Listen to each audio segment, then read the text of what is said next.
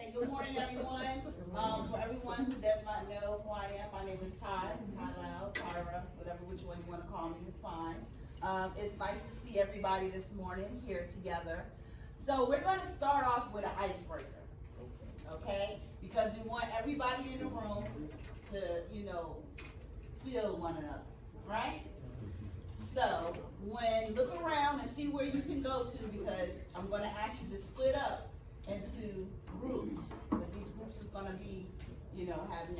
So whenever she splits, she's gonna say one, whatever was on this side, and whatever the other, if you agree with that one, you're gonna go on that side. Yep. Okay. So, if you prefer Walmart, I want you to go to this side of the room.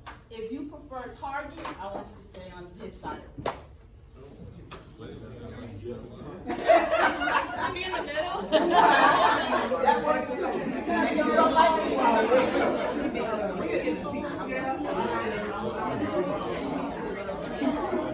So now, before we go to the next question, we want everybody to look who's on Walmart side, who's on Target side, and who's somewhere in the middle. Yep. Okay. So look at everybody who's next to you in your group. Familiar face. I like the price of Walmart with the service part.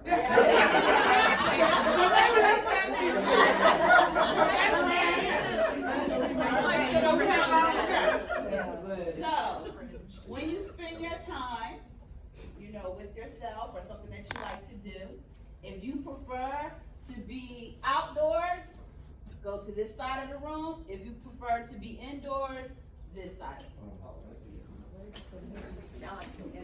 Right.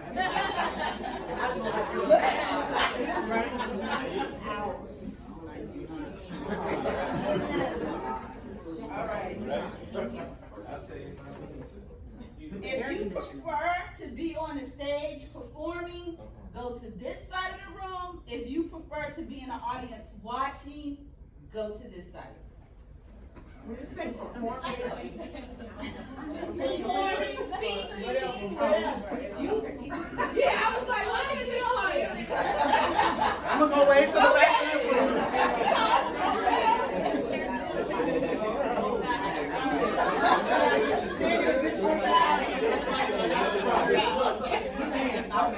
So I have one more before we do a little bingo thing. So the next one is, if you prefer cold weather, go to this side of the room. If you prefer warm weather, stay on this side.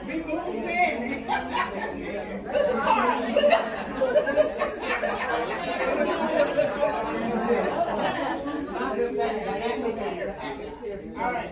So I want, yes, sir. I would like to point out the only time that man moved was when I came back. All right, so before I go to the next episode, I want you to look at each other. Look at each other. Okay. So now we're going to do these little subgroups.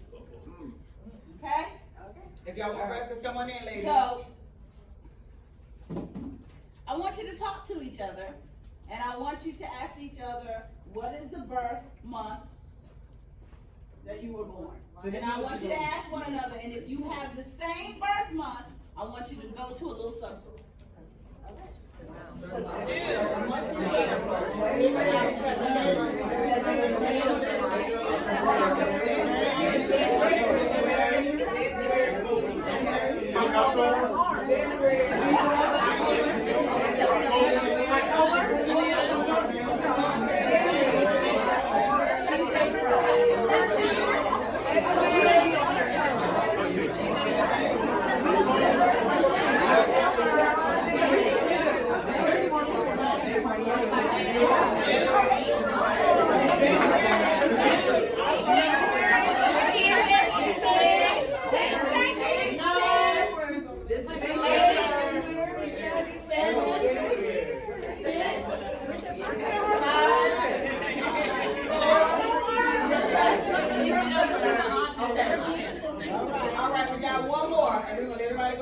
We have one more, okay? So the next one is what? Okay, so I'm gonna Your least favorite chore growing up as a kid, and I'm gonna name 3, and then y'all gonna split up. Washing dishes, over here. Which one is your least favorite? Which one? Don't tell her where to go. Don't tell her where to go. Okay. She gonna name the 3, Yeah. and then y'all find people who are If your least favorite chore was Name taking all out 3 the of them. trash, So these are the 3. Taking out the trash, taking out trash. Oh, okay, look at that. I didn't want to Go ahead, what's the second? washing dishes, washing dishes, taking out the trash. and laundry. And laundry. So now find people who whatever your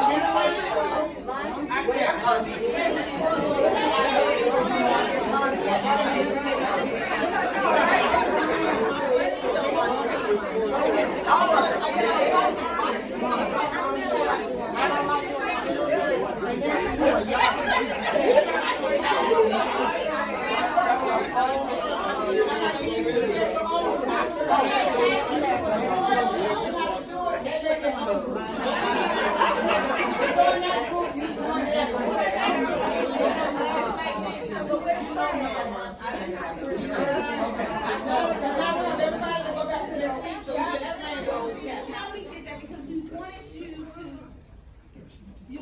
know that you have more in common with people than you think. I don't know a lot of you in here, but a lot of you have something in common with me. And a lot of you don't know one another in here, but you have a lot in common with other people, right?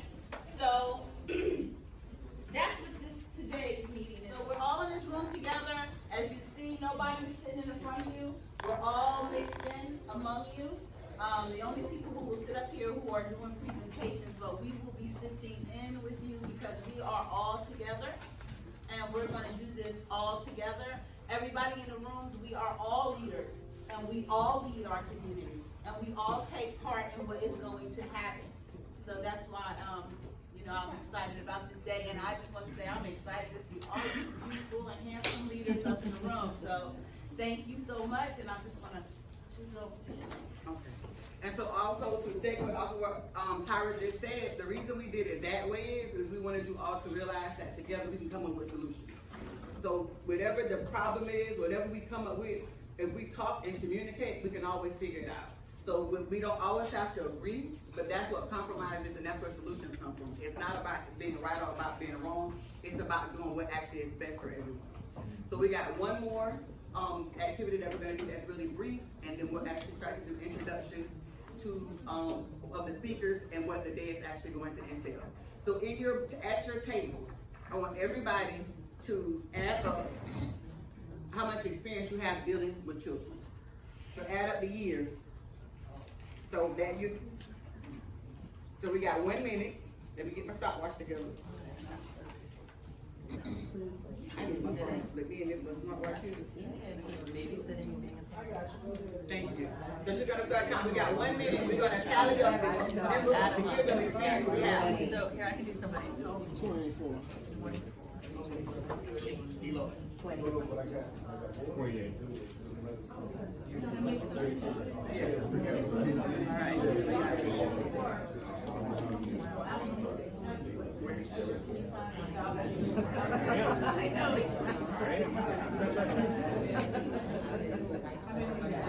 You keep saying it. 145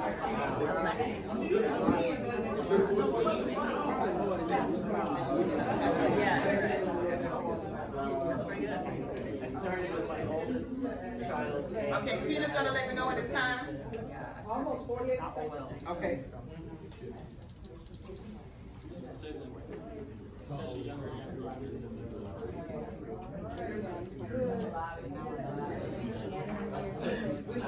Time.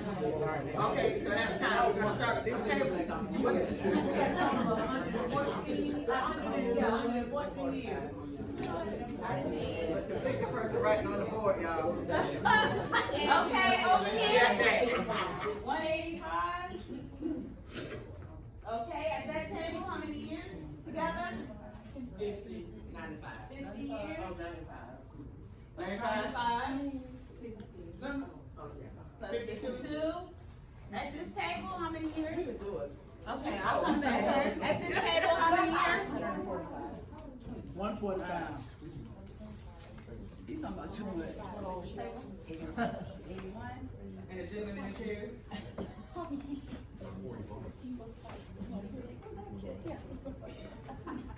And did you have a number yet? 98. All right, somebody add those together. 814. So in this room, we have 814 years of experience. with We have working- more. Oh, we need to count ours. So let's add that. I was taking care of kids my whole life, so we're gonna say 35 for me. 30. Okay, so what's our new tally? 874. Okay, so once we leave today, and as soon as somebody tells you they better qualify and tell you what goes on with our children, tell them you sat in a room with people that you have 874 years of experience with dealing, relating, and understanding children. Okay, see that boom. There you go. That was kind of light. Okay, look. Just saying. So I want to introduce myself officially. I know a lot of people know me from Facebook and my kids apparently. But I'm Shanae Jackson. I am actually a native of Gainesville, raised, left and came back. I want you all to know that I love the public school system here when I left here. I thought it was the best thing since sliced bread. When my dad got sick and I had to come back, I was excited to bring my children back here, only to be disappointed. So many of the people that are in this room, that are in this journey, and I want to introduce them, we kind of stumbled into this journey. So it's not anything at all that I actually set out to do. I came back here to take care of my dad. But I came from a school district, even in Marion County, where we were very collaborative. Even at our school, we almost lost our PE teacher and our music teacher because of funding from Tallahassee. But as a school, we got together, raised the money, and we paid their salaries and keep them full time. So I know the power of what parents can do when they're engaged and when the community supports each other. In Atlanta, where my kids actually did most of their schooling, parent partnerships, community engagement, that's the linchpin of actually education here. So people are required to be. This whole deal that no one shows up, that doesn't happen there because it's just a requirement, it's an expectation, and it's back to the old days that if you don't show up, somebody's knocking on your door to say, hey, well, what's going on? What do you need? Why are you not here at this particular table? It made such a major difference in the outcomes of the students and the success of the students. And what was wonderful about it is many people went off into careers like engineers, attorneys, doctors, lawyers, and came back to teaching. And they stated the reason that they did that is I never met so many people with doctor in front of their names that were teachers, is because they got so much out of their education, they felt it was their responsibility to come in order to give back.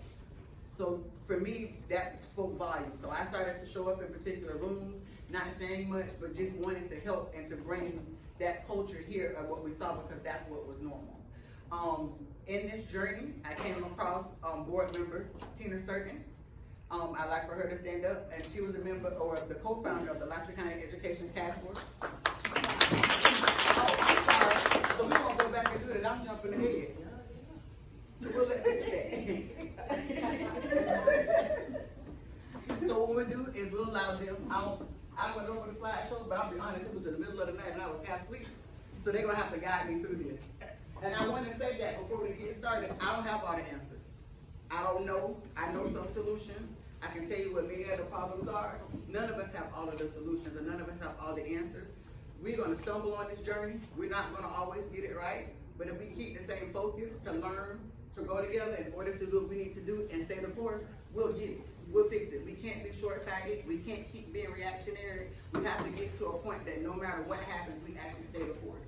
If we do that in this area, but also in our city government, our county government, and anything related to our community, we'll get the change that we need and we will attain whatever that outcome is that's beneficial for everyone in the county.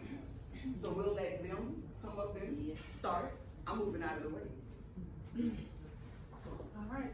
Good morning, everybody. Oh, I'm sorry, before I do that, I told you I have all the answers. I want you all to know how this event actually transpired from today.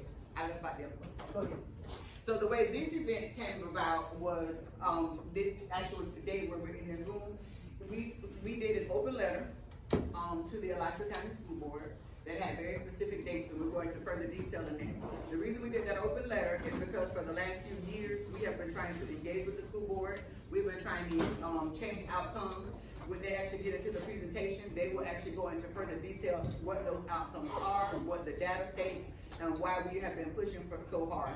when we did the open letter, we gained a lot of traction. A lot of people actually showed up to a school board meeting, which is something we have been battling for about 2 years, to get regular community members to come into that room and to see how meetings are run and things that actually took place.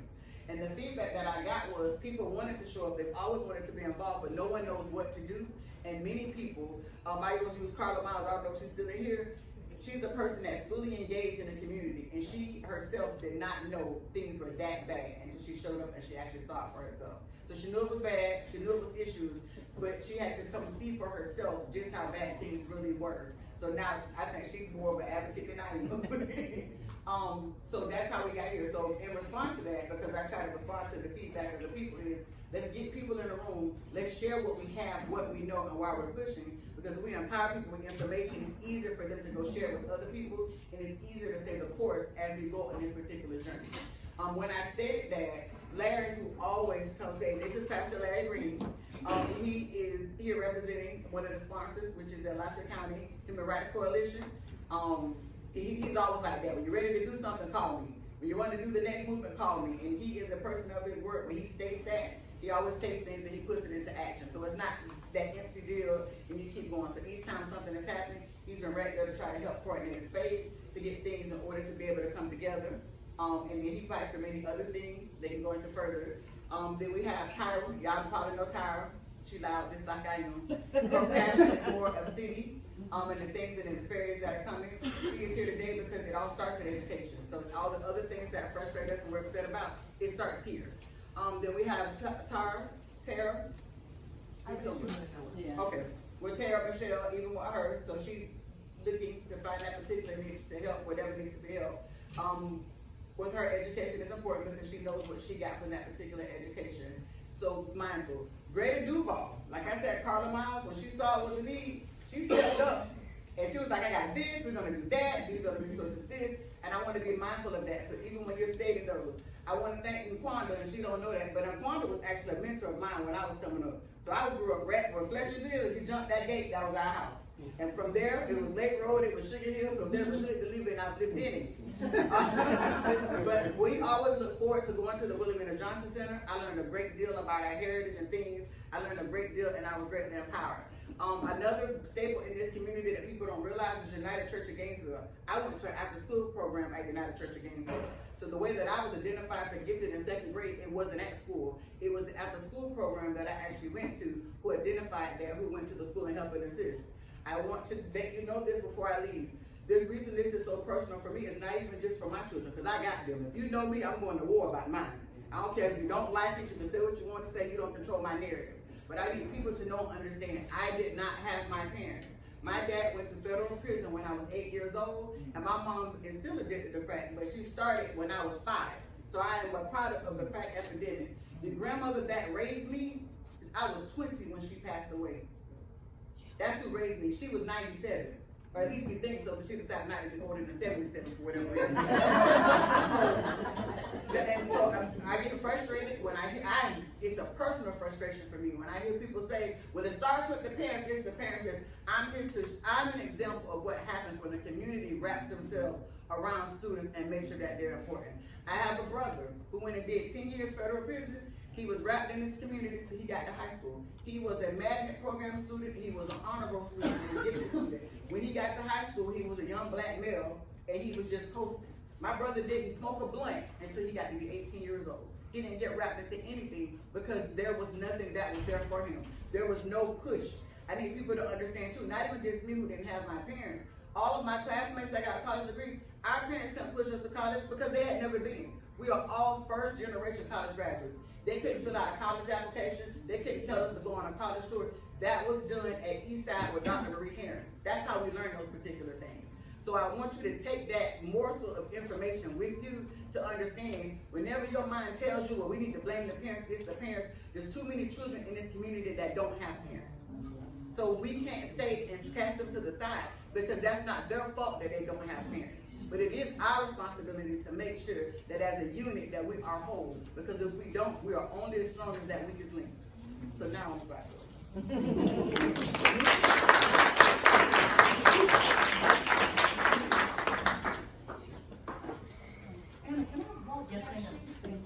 Good morning, everyone. Thank you all for joining I'm Tina Certain, board member Tina Certain, and at the time that we started this organization called the Education Task Force, I was not a board member, I was just a community member. The lady who's on the screen there, Dr. Brianna Kennedy Lewis, I had read her editorials in the paper for a number of years. She had worked in the district, and I think it's important that I share this with you all. Dr. Kennedy Lewis at the time, or Dr. Kennedy, had been with the school board doing some research, and they were really good with her as long as she was writing all the good things that were happening. But I don't know, something happened and she ended up coming to some schools and doing a research project in East Gainesville, and she started exposing some things that were the academic disparities in the district, and they fell out with her. But I'm gonna tell you how you can make assumptions, and I had my own bias. At that time, when I saw her name in the paper, I saw Brianna Kennedy Lewis.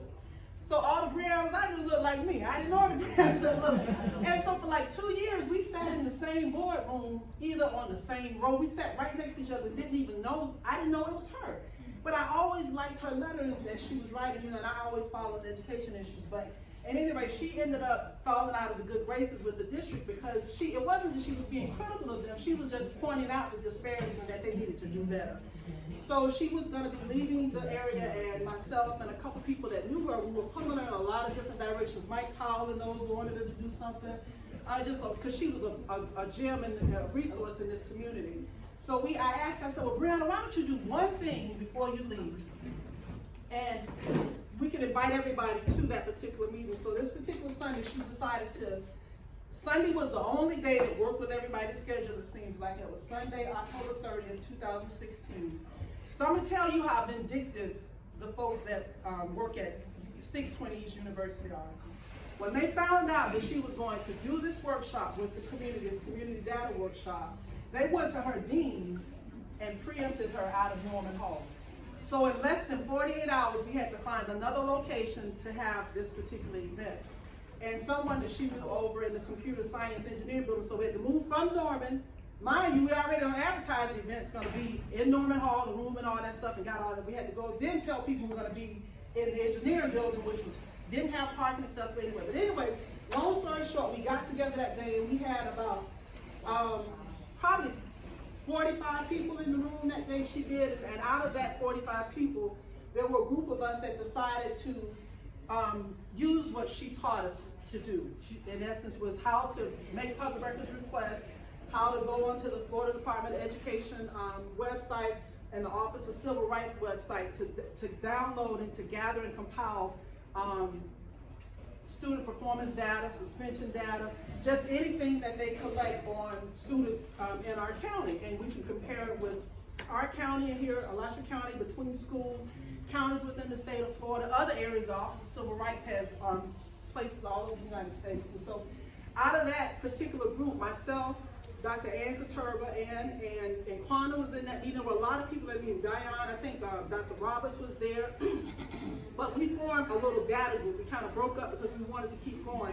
And myself, Ann, and Dorothy Benson, we formed a group, and all of these posters and things that you see around here, we compiled a lot of this data at that time in Excel worksheets. And I just want to tell you the icebreaker that we did about knowing what you have in common with someone.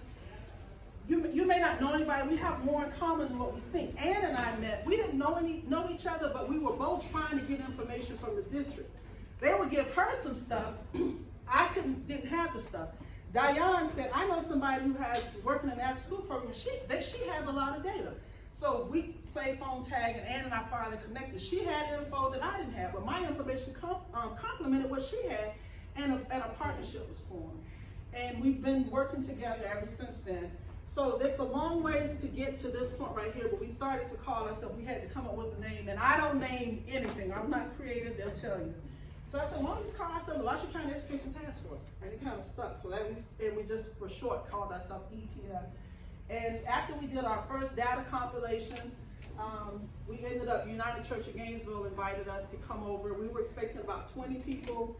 And as you can see, I think they put out chairs and we were right at 50 that particular day. And Dr. McNeely came over, the interim superintendent of schools was there, and she was in there first saying, it's not true, it's not true. And Dr. McNeely, she'd have had dentures, they'd have fell out that day because she couldn't believe all this. Because she was like, it's not true. And I was like, well, that's what they reported. And so, that, you know, she said it was saying it wasn't true, and then later she had to come back. But that was our first little outing, and we introduced ourselves to the community. We've had several town halls before this. The one, March 6th of 2017 was a little monumental because we had been doing a lot of these presentations in West Gainesville, going into spaces and really trying to advocate for the students in our community. But we brought this one to the people.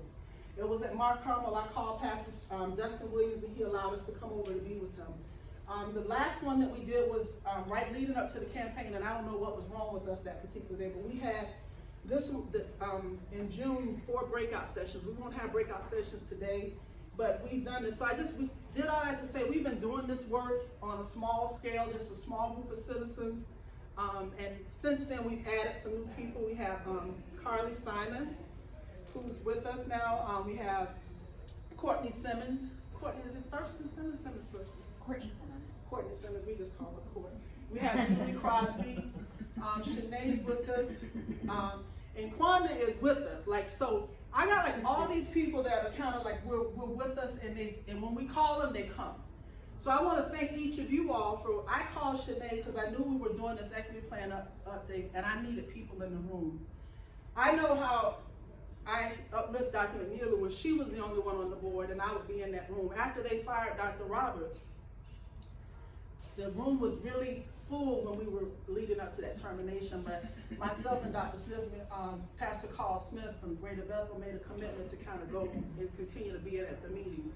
And I knew how much it helped her for me to be in the room. Just being in the room makes a difference. A lot of us in the room make a bigger difference. So when I called Shanae and I said to her, I need people to be in the room because they're finna come and bring this BS to us, and we really need people to push back because they're really trying to snow us. They're not doing right by our kids. She did that.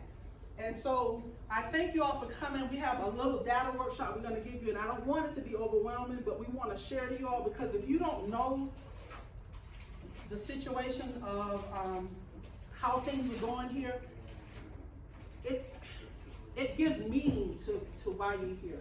Like for me, I would tell y'all why I ran for school board. I had no desire to hold public office because you have to watch what you say, you gotta watch what you do, and I like to just kind of say, I'm not like vulgar or whatever, but I like to have the freedom to do it. I like my time to be my own, and my time is not my own now. Okay, but when we did this right here, ETF formed, and shortly after ETF formed, the Gainesville Sun formed an initiative called Gainesville for All. So because the district wasn't listening to us, we actually, in the first town meeting that we did at United Church of Gainesville, we said we wanted to use equity as a tool to address the disparities. And we were gonna ask the district to create an office of equity. Okay, that we're the first people. We are, okay? So as we refined the presentation, we went on. But ATF decided to roll itself into Gainesville for All because Gainesville for All had the platform, and then we knew they had a relationship with the district. So we took our little data and we went, and it was like 5 or 6 of us, myself and Dr. Deidre Howard. And Deidre is not with us today because her mother passed last week. But we decided to go, and all of us, we gonna be gangbusters because we see that's what you do. You put numbers in the room, and we gonna do like they do. We gonna take over their meeting. We was real calm. We just knew we had our little facts and all. But we had a lady who was in there who the district sent. None of the board members would come to these meetings except Dr. McNeely. But this particular night, Dr. McNeely wasn't there. But the lady said to me, she was a former president of the League of Women Voters. She was a president at that time. She said, it's presumptuous of y'all to think that y'all can tell the school board what to do because the school board knows what to do. Oh. Yeah, that night we almost fought that night. So I said, well, if the school board know what to do, why the hell aren't they doing it? Excuse me, I'm trying to use profanity in church, but that's what I said. I said, they know what to do, why aren't they doing it? And then she went on so far as to say, she insulted Deidre to say, so you think you know everything because you got your little newly minted PhD. Now, Deidre never told anybody in the room she had a PhD. So at that particular time, we were sitting, it was at the Eastside Community Center. It was then that I said, they've gotten too comfortable. I'm going to run for a school board. We need one of those seats up there. And I decided to run. And it takes a lot to do that, but I ran because at that time it was just over 29,000 students, and it didn't matter what metric we looked at, from 3rd grade to 10th grade, only about 23, 25% of black students were proficient. Now, I'm not saying our kids can't learn, because I know our kids can learn. But if you take us about 10, just to make the numbers round for you, about 10,000 students were black of the 29,000, and only about 2,300 students countywide were proficient. My kids are okay. So, but I wasn't content to say us for no more. That didn't work for me. Because there's a lot of money circulating in this district to educate our students. And I told our superintendent, anything I say here to y'all, I said to her, and they know, she knows I'll say whatever I have to say. Yeah, and more, yeah. So here we are now. We have 5 years of data, but I'm not gonna bore you all with that. And when we kind of have some time, if y'all would take a look at the posters that are around, but we're gonna give you a brief overview in a few minutes here of where we are. This last school year, 2018-19, this is where we break out right here. Whites are about 43% of the district population, and this is from pre-K through grade 12 because that's how they report to the Florida Department of Education. And blacks are about 34%. And that still is about 10,500 students make up the blacks, and just over 12,000 is whites, and Hispanics are 5. So you hear us talk so much about the proficiency of the students. We know there's test bias, we saying all of that, but I'm gonna tell you like I tell my children. The test is the test. The test is the gatekeeper. You gotta get over it, and you gotta get better, and you gotta do what you need to do, because the standardized tests are what's controlling the inflow and the outflow of our students into certain programs and certain tracks of life. We don't like them, we know, so we gotta do what we can to change it. But the test is the test, and the test is good in one respect, okay? Jeb Bush was not my favorite governor, but one thing I'll give him credit for, the No Child Left Behind, was that what came out of that is that they have to report data disaggregated, and what that means is that they have to break it out. They can't report it where it's all of us in this one group together as if we're all the same. They have to do certain breakouts. We have race, they do it by socioeconomic status, disadvantaged work. So there was one good thing that came out of that. And so that, because of that rule, No Child Left Behind, now we can see how well our children are doing and how well they're doing, or if they're not doing well. So the pros of the testing is that it's increased accountability, and it uncovers a lot of serious inequities in our system. Cons of it is that it's high stakes testing. And what I have seen since I've been on the board, and myself and Dr. McNeely have made a commitment to visit the schools that they say are turnaround schools when the Department of Education comes in. Everybody not getting the same teacher. I'm not a teacher, I'm an accountant by trade. So when we go in these spaces, I take the point of view, I'm not the expert. I've been in a lot of classrooms since August or so, to the end of August, the first part of September, when the Department of Education first came.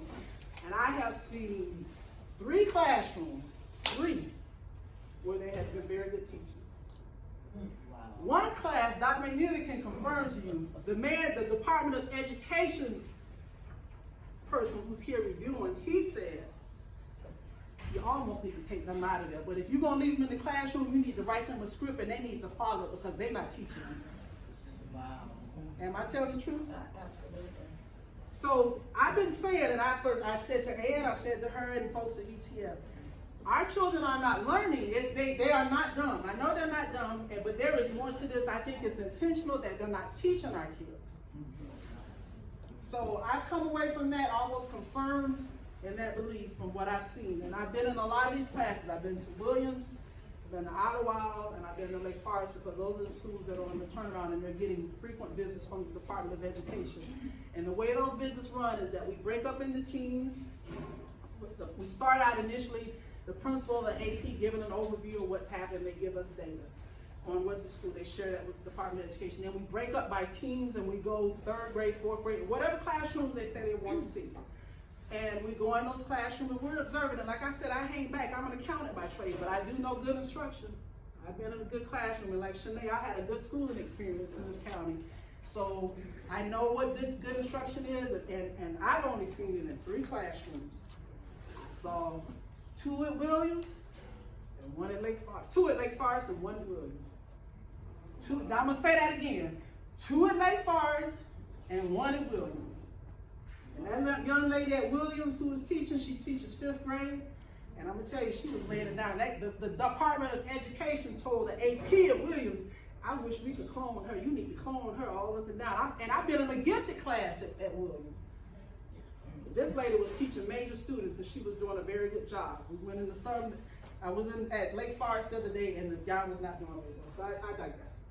So the reason why the standardized test is so important is because they're doing universal screening in 2nd grade, but in 3rd grade, that's the first year of your child's schooling that they would take the Florida Student Assessment and that they could be retained. Now they could be retained in kindergarten first if they don't meet certain things or whatever, but if they don't pass, make a level 3 and they're proficient, and there's a table back there in the back that's got the breakdown of that. But this is 5 years of data.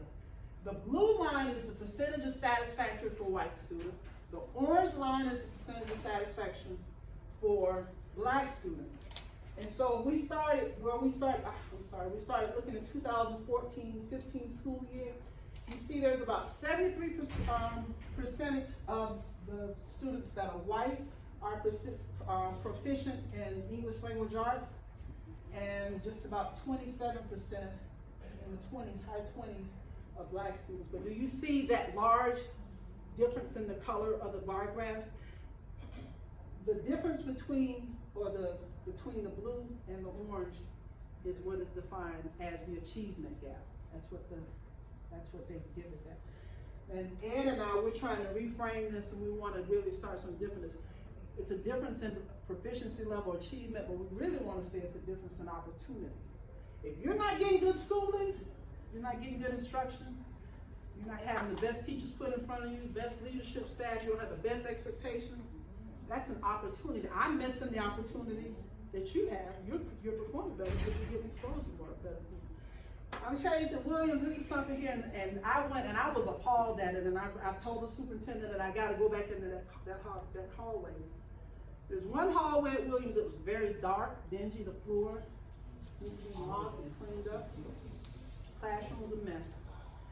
We went on to another hallway where the gifted people were. It was bright. You could eat off the floor. The floors were clean. I'm talking shiny. Classrooms, bulletin boards, all in place. So now I saw the difference in the disparity, but the guy Chris Henderson from the Department of Education says there's a difference in facilities here. We can see there's a separateness that's not equal. So when I mentioned it to Dr. Beelan that we were walking back to the thing, the assistant principal, do you know what he told me? He said they got a different janitor on this hall and over there. I said, so y'all got different standards over here? Anyway, so in 5 years here, we can see that there's not that much different, nothing has changed. Our students are performing below what's considered adequately proficient. There's It's not really for anybody. Nope. But the thing is the white students are consistently performing at a high level, and African American students, the black students, are consistently performing at a low level. Everybody, even if the proportions were egregious as they are, you would hope that there would be a little bit of rising on those. Yeah, so every subject, did you hear me say earlier, every metric, didn't matter what it was, this is what we found. Yes, sir. Do you see this as systemic? It is very systemic. Yeah. So, and it's systemic in the sense that the system is created in a sense where, since we have neighborhood schooling, we all know that our neighborhoods are what? Segregated, right? By race. Usually race and income. Along with that race and income segregation, so that means the children that are in schools primarily east of 34th Street, we were saying Main Street was primarily east of 34th Street, but this way, are in schools that have teachers that are newly mentored, usually have less than 5 years of experience, and their principals they have high turnover rate in their principals. School leadership. Yes, ma'am. Also, at Lake Forest, they were operating with substitute teachers and, the main grades where they were doing the testing and the substitute teachers were there for, what, the whole school term? or- Yeah. Yeah, so a substitute teacher has clear background, is not necessarily a certified teacher, yes, sir. So when you were doing your evaluation of teachers, you were only going to schools that were sort of deemed what is it called? Turnaround, they're turnaround, right, because they have a low school grade, yes. So one can sort of conclude that other schools are getting good teachers is sort of a distribution of the resources of the teachers into these turnaround schools, perhaps? That's part of it, that's part of it. Because so we have that thing that's called VAM, that value added model for how they evaluate teachers, okay? So the Florida legislation, or the Department of Education, Board of Education, Mr. Richard Cochran is our head now, they come up with this measurement tool, and I'm not saying we don't do some type of evaluation, but the VAM thing really, to me, they're saying it's to help the low performing schools, but if you take a teacher out that's more experienced, because the students are not making adequate progress on the test, and there's a lot of things that go into that adequate progress, but you have to move a teacher out of a school that may have more experience and put them someplace else, and then you bring another teacher over, and because they tell us teachers don't want to teach over here for a variety of reasons, and there's a shortage of teachers, that means they're getting the newest teachers. If you don't have a VAM score, they can put you in a school that has a D or an F grade. They can't put you in a school, put you there if you have a low VAM score. So it's like the system is almost stacked, the deck is stacked against these schools improving. So it's incumbent upon us as a community to make the district make some changes, but for us to support them, okay? So when my children were at Talbot and they were younger, I ended up I switched to part-time when my daughter was going in the first grade, okay? Mr. Certain was working shift work, and so he was off a lot of times during the day. So one or both of us were at that school every day, but we weren't the only parents there. So it's almost like you have a paraprofessional and parents there, because if I was doing office and clerical work sometime, but a lot of times I was helping a student that wasn't doing so well with their work, because I was able to do that. We pull them out one-on-one or help them group you another set of hands in the classroom. So I have told people this since I'm a member of the Children's Trust. In our community, if you're poor or you don't have as much income, you gotta go to work. You're not home during the day. It's not that you don't care and don't want to help at your child's school. You gotta go to work. I was just fortunate that I was able to be there half a day.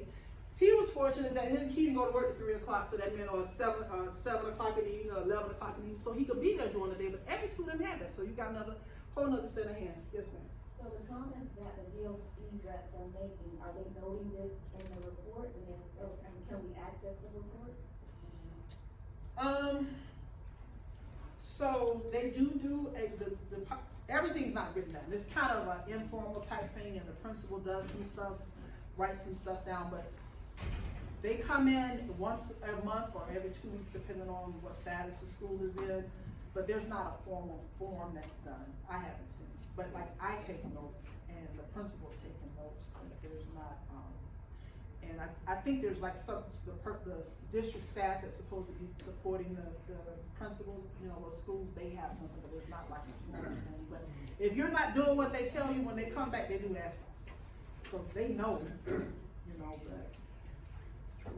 the deck is stacked. So really, we went through this 5 years of history to show this on the summary slide, because over time, we don't want to get our eye out the ball.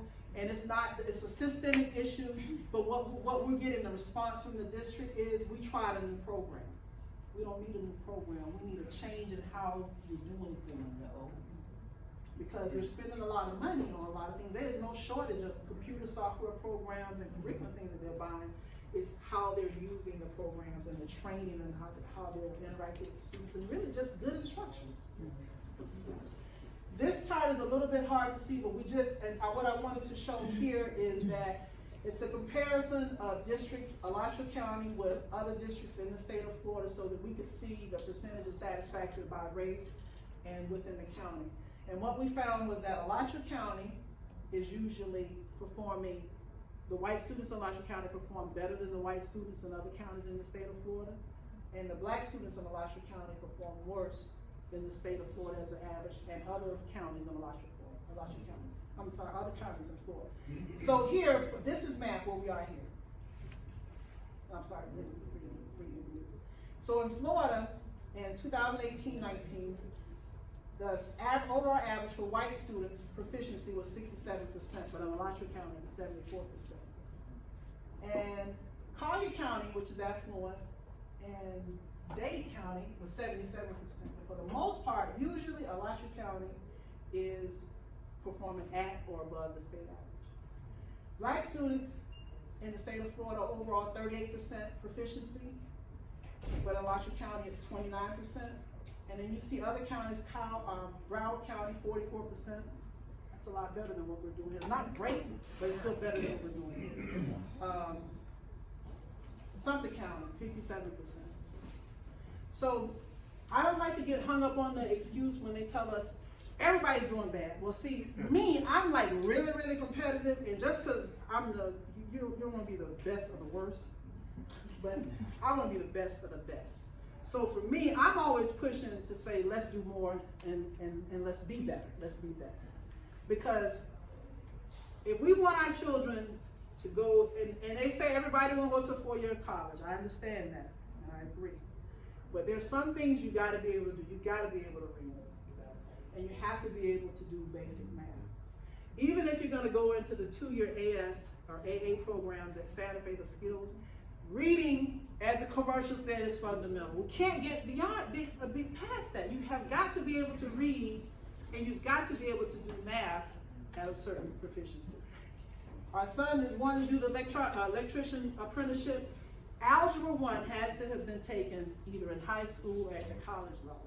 They have to go into the electrician apprenticeship program through the IBW or Santa Fe. They have to have Algebra 1, okay? Then they give them an assessment test. You got to be able to read a certain level, and you have to be able to do math. So, and they say 70% is a C. They're wanting 75 to 80% proficiency. And then when they start a cohort of students, a group of students that are going on, they're taking the top layer of the students. And once that top layer is filled, then that next band of students that they test have to wait until they get an opening. But they're taking the top level. So even with the trades, you have to have a certain level of proficiency. You got to be able to read the plans, do all that stuff, and it makes sense, right? So reading and math, doing this basic, we're really stressing this. Like my thing, what I ran on is I think early literacy, K through 2, we should be front loading our resources with our students and making sure when they get to 3rd grade, we just continue to build it. We're not waiting to 3rd grade and just running around, they can't do this and trying to do all this extra stuff. Let's make sure our students have what they need at the front end. Let's do all of our intervention and spend the money on the front end. I think that's a better spend. Wouldn't y'all? Yeah. Because you don't train to do the marathon 2 months before the marathon. Right, You train in the year leading up to it, if not longer than that. So to think that you're going to have a student, and I think that leads to them trying to teach the child to take the test, teaching to the test. You're going to see a problem, it's going to have this kind of stems. No, you want to teach the child so that, and children really kind of almost develop an affinity where they really don't like school because it's like drills, just drills, instead of learning whole language. I used to tell Lawrence and Taylor, we're going to learn how to do skills, and we're going to learn how to read, and we're going to learn how to apply the knowledge that we have, because then you can work any test. It was FCAT at the time then, but you can work FCAT, you can work Iowa Standards, California 9, Stanford 9, whatever it is they give you. Whatever test and assessment, you can work anything if you know how to read and you know how to do math and your basic skills. Use that opportunity when they're not testing. They're not testing in K through 2nd grade, Right. so they don't have that stress on them. Exactly. And it's not to make us where we do not have some responsibility at home. So I'm gonna tell y'all, we got some people that don't look like us in here, but we gotta get our kids in front of these TVs, off of these cell phones, off of the computers, and they have got to get where they're reading books, outside playing. We gotta teach our kids, talk about different things. This is a prairie. When you drive in the country, you should be going to Newberry Lodge. That's called a prairie over there. Cows live on the prairie, because that's how they put it right in the test. If you My live kids gonna ask. I don't even have to. So encourage the inquisitiveness in our children and make them read and do things, and we talk about it and explain things. But here on average, Alachua, in our district, Black students perform the worst than the state average on every single assessment. We the worst, y'all. Now we're A district, But our black students are not doing well, so that's an inside, I can say that. But what I also want to say too, what I forgot to say around the VAM score is I really think there is some accountability for the teachers and the leadership in the school. But then the parents, we as parents, if these schools that are low performing, they do a report that they give that has attendance and tardiness. And it's awful, y'all. In the schools that are not doing well, and Lake Forest and Ottawa, I can't say anybody else, that's what I've seen the report on. It's awful. Why are young kids, I would have thought it was gonna be older kids that had the absenteeism problem. It's younger kids. So we have got to, in our community, encourage our peers and the folks in our circle to get their children to school every day, on time, and they stay all day. Please do not, I'm serious. Like I went to Ottawa and they told me, it was a line and Mr. Lopez said, oh, they just checking out. No, a lot of kids are checking out. When they were checking out, he said they come late because they want to miss the traffic, and they come and get up early because they want to beat the traffic. So if you miss 15 minutes at the beginning of school and 15 minutes at the end of school, that's 30 minutes a day, that's 150 minutes of instructional time every day. That adds up. Because I'm shocked when I'm in here and you see how they turn around and they change tasks and all. Some of them, they really moving. So 150 minutes every week is a lot of minutes. So y'all remember when we had the storm back in 2017 and they added 7 minutes every day to the classroom instead of adding that? I thought that was ridiculous. So they really are keeping track of the minutes. So I said all that to say, some of this stuff is on us, but we have to do our part. And when we're bringing our best as a community, then we can really, really hone in and tell the district we really want y'all to be doing X, Y, and Z, because we bringing them to school every day. They don't have a good night's sleep, and they're all day, and they ain't acting on Monday. Did you have something? I'm sorry, you didn't find it. I wanted to go back to the absenteeism, because there were, Lake Forest is one of the schools that I serve on the advisory council of, and I was very shocked to find out, the minutes are very important, Yes. but 2 or 3 days a week is even more startling. And I was wondering how the community could help with that when we don't know who those children are. They give us the numbers, they give us the days, but they don't tell. So we could be sitting in the room with a parent who is having a problem getting their child to school, but we don't know that. When Leonetta was the principal over at Duval, she had a parent liaison. So she was able to send a staff person out to the places, the children's homes that needed it. So how do we even know? How are we gonna figure out how to get these? What's going on that a child can't go to school for 1 or 2 days a week? Something's going on and we need to, and that's not, we don't need to be judgmental. No, we gotta get to the root cause, because we need to find out what is going on, that children are missing days a week. Yeah. Out of school. So and that is something. So the parent liaison was not written into. They got rid of that because what I was told wasn't written into the Title I book. But now it's back. So they can hire somebody for that. And I hear at Lake Forest that position was posted about a month ago. I'm not sure if it's been filled or not. I'm not sure if you know Dr. McNeely, but that's a key component, is having someone on the school staff where they can make those interventions. And that's something that myself, Dr. McNeely, especially because she taught just what you said, and she named the name of her parent liaison who needs to be there. And then Pastor Willie Mayberry told the new principal of Lake Forest, you need to hire somebody that looks like us, that knows our culture, knows how we speak, so they can go. And hopefully they will be received. But you're right, there needs to be a monitoring of who that is. And I think if we have people that can volunteer, like what I've asked when we went to Lake Forest with a couple parents and trying to make connections with them, is if you don't work, just go to the school one day a week. Just pick whatever day works with your schedule. And I ask women to get your friends, because they know parents know other parents in the school. And if you don't work, to really try to go into these spaces and just spend one day a week. I think the discipline will be better, because and we got to go back to having collective discipline and knowing that we're going to be telling our kids, it's okay to run wild and act like a wild banshee on the playground, you can scream, but you can't do that in the classroom. So I just wanna point that out, as your capacity as board members, we're not allowed to do that here anymore. So it used, even now, going to eat lunch with the kids, we now have to go outside to a separate area.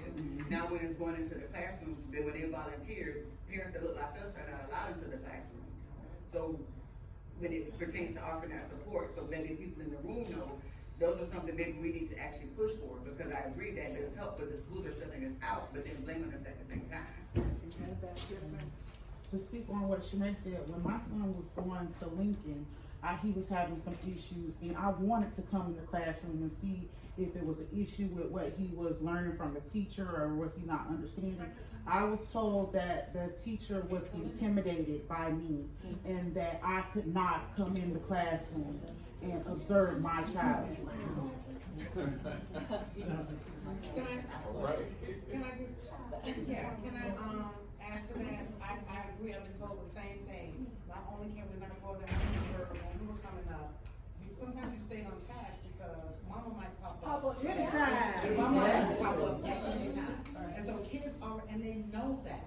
And so, just like she said, I had a teacher to call me with a problem. I'm like, I wanna come observe, because it's not always our children. You know, it's not always our children. And so I wanted to come and observe, but when we know it's our children, we take responsibility. But some things they tell me about my son, I'm like, I wanna see it for myself. Well, we can't go to the union.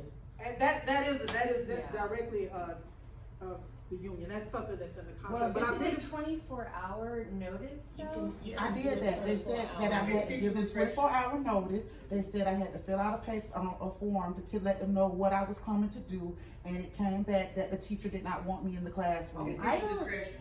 So we're gonna look into this and we're Yeah. gonna make sure we get the policy, because I don't think that They after said the that. 24-hour you can be Well, denied this. what I was told was the teachers have the right to Their say discretion. they want in the discretion Okay, of so- who in the so I think classroom. that's a We gonna problem, park so it we'll like figure that that one, we one have out, that one. 'cause Yes, ma'am. they can't do that, you know? I'd rather city buses and, I guess with the parent liaison, position, I see a lot of the kids, 3rd and 4th grade, get on the city bus and bus from Duval all the way over here. Boston to Rollins? That means they By missed the bus, right? themselves. By themselves. And, yeah, they don't have a ride, but they're late getting on the bus, you know. Because they missed the school bus. Yeah, Wow. so that could be something. So if there's some issues, we're gonna put some cards on the tables that you found, and we could write those so we don't, because I got a lot of slides, but I'm gonna probably cut most of it out. This one is important. Our girls are important. I'm not trying to say that. But the boys, look, I got a black male son, and all those y'all in here who have black male sons, or males, still males, sons. We know the system, and we know that they're not, but our young men are not faring well. So this level 1 means that you're not proficient. You need a lot of intervention. So that top line up there has level 1s. This is last school year. There were only 262 white females, 461 white males. There were 990 black females that scored a level 1. But look at here, black males, 1,457. All right, level 3 or better. 3 is considered proficient, or you're kind of on grade level, satisfactory, and they won't retain you for a year. We really need to work a little bit harder. But you see the numbers here, but we still have, there are fewer black males than there. So we have to work with our men, our males, our boys. Okay? Reading is really critical. I think them not being as proficient is an underlying kind of an undertone of them acting up. Sometimes I think it's to take the pressure off of them. Sometimes that's what deflects the attention. So we're wanting to really try to hone in on this right here. That was my question. I was gonna ask what you think was the issue and why that. I mean, I'm involved in my son's school, and I can say where I see in a private school, like I said, where I can see there, you know, what my idea would be, what the problem is that I was wondering what. I don't know what the problem is. I honestly don't. I think some of them come and they come to school where they don't have a good, they don't know certain things already. So they start kindergarten kind of behind and they never catch up. Like there is no remedial education like we teaching and stuff because they're trying to get pace and just keep moving. So if you know your kid goes to school and he doesn't know his alphabet, I mean know them upper lowercase, how to write them and know some sounds, they're already starting behind. A lot of young black males, you know, our adolescents, you know, a lot of it has to do with culture. And a lot of it has to do with how they're growing up and what's going on inside the culture of 2019. So everybody wanna be gangster and don't this wanna... toxic masculinity thing, you know, it gets them when they get about 11, 12 years old. So about time they get into middle school, they wanna be cool, they wanna be tough, they wanna be this, you know, they want the girls to like them, and you know, a lot of them, and then, you know, not all of them, but a lot of them, you know, you don't know what type of environment they're coming from, not only in their community, but in their home. And so, you know, there's a lot of pressure on our young black males today with a lot of things. And so about time they get to school to listen, you know, they have the problems with the bullies and they need to be tough. And so it's a lot of pressure on them. So yes, we do need a lot of work with our black males. We do, our young black males. The class that I volunteer in, there is third grade reading, boy who is still, when he's called out to read aloud, has to sound out words, which really severely impacts his comprehension of the story. And he, of course, doesn't score well on his tests. At what point is there an identification of students that might need to be tested for learning disability? Because, you know, I'm just a volunteer in the classroom and I don't know who to even make the suggestion to, or if there's any resource to do that for them. Write that on the card, on the index card. And I think part of that is the teacher and letting the parent know. Can we hold the questions? We got a lot of them, I know. Because I'm almost out of time. I know y'all about tired of me. But isn't this starting? Yes. So part of why I started really looking at this and we started getting like really wacky is because when FCAT first started, when my children were in elementary, I really thought it was like 1 or 2 kids. I had no idea it was as pervasive as it was. And the farther after they kept doing administered the number of years, and when my kids came along, I started realizing it's not just 1 or 2 kids that are around here that are not doing well. There are a lot of students that are not doing well. And I think had we known back in like 2000 is when I think the first cohort, no, it's 2003, I think the first cohort where they really had to made you retain you because of FCAT. Because my daughter was in the first class of students that if you didn't score level 3 or higher, they would retain you. I think had we known as a community that it was like this right here, we were heading in this direction, I think we would have been saying, wait, let's do something different.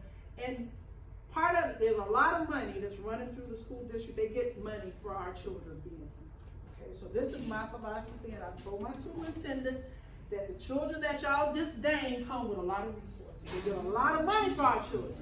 And so sometimes I'm wondering if they don't want to fix the problem because there's a financial carrot behind us not fixing it.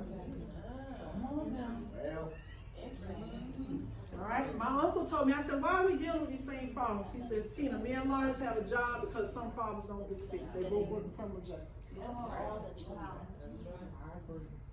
So the more I look, $245 million is what the budget is, $250 million for Lockett County School District, all the sources. $250 million would it be? $245 million.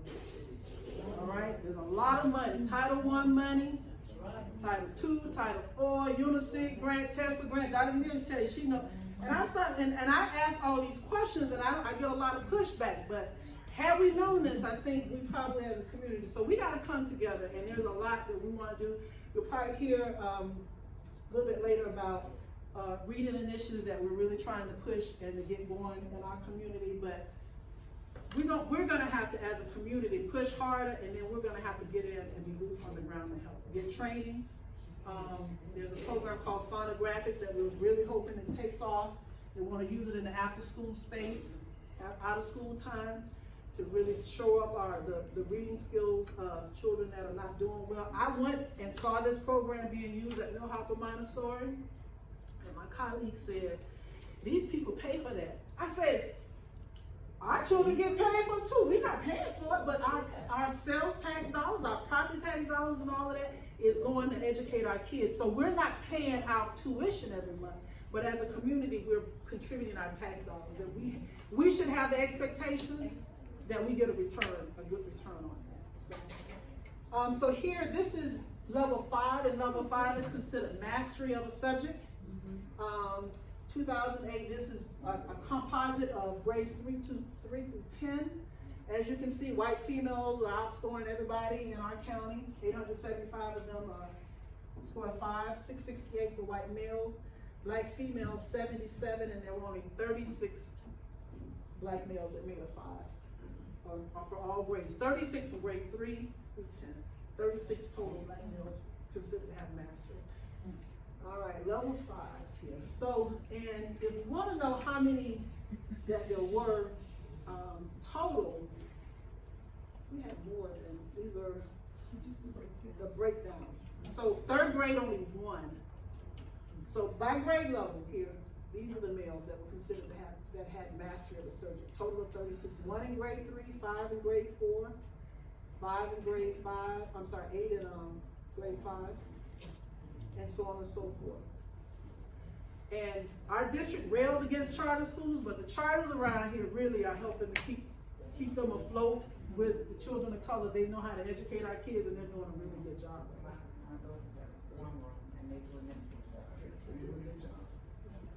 I just wanted to say that the charter schools are included in those numbers. Yes, the charter schools are included in those numbers, and I'm willing to bet that probably in the 3rd, 4th, and 5th grade, those students are probably either at Karen and Sharon, one room, or Boulware. Boulware was. Do you know how many of the 36 males were in charter schools? We don't. But we can probably figure that out. It's a little harder to figure that out, but yeah. All right, so we don't have much time left. I'm gonna let Ann come up and run through math. You wanna run through math? You want me to go? Okay, we'll go ahead. You're good. All right, so, and math is another subject that kind of can determine the trajectory of your child. And whether or not they have Algebra 1 in middle school is really important. So we were told by the district data person that if you do not take Algebra 1 in middle school and pass the end of course exam, that you are considered to be behind math-wise.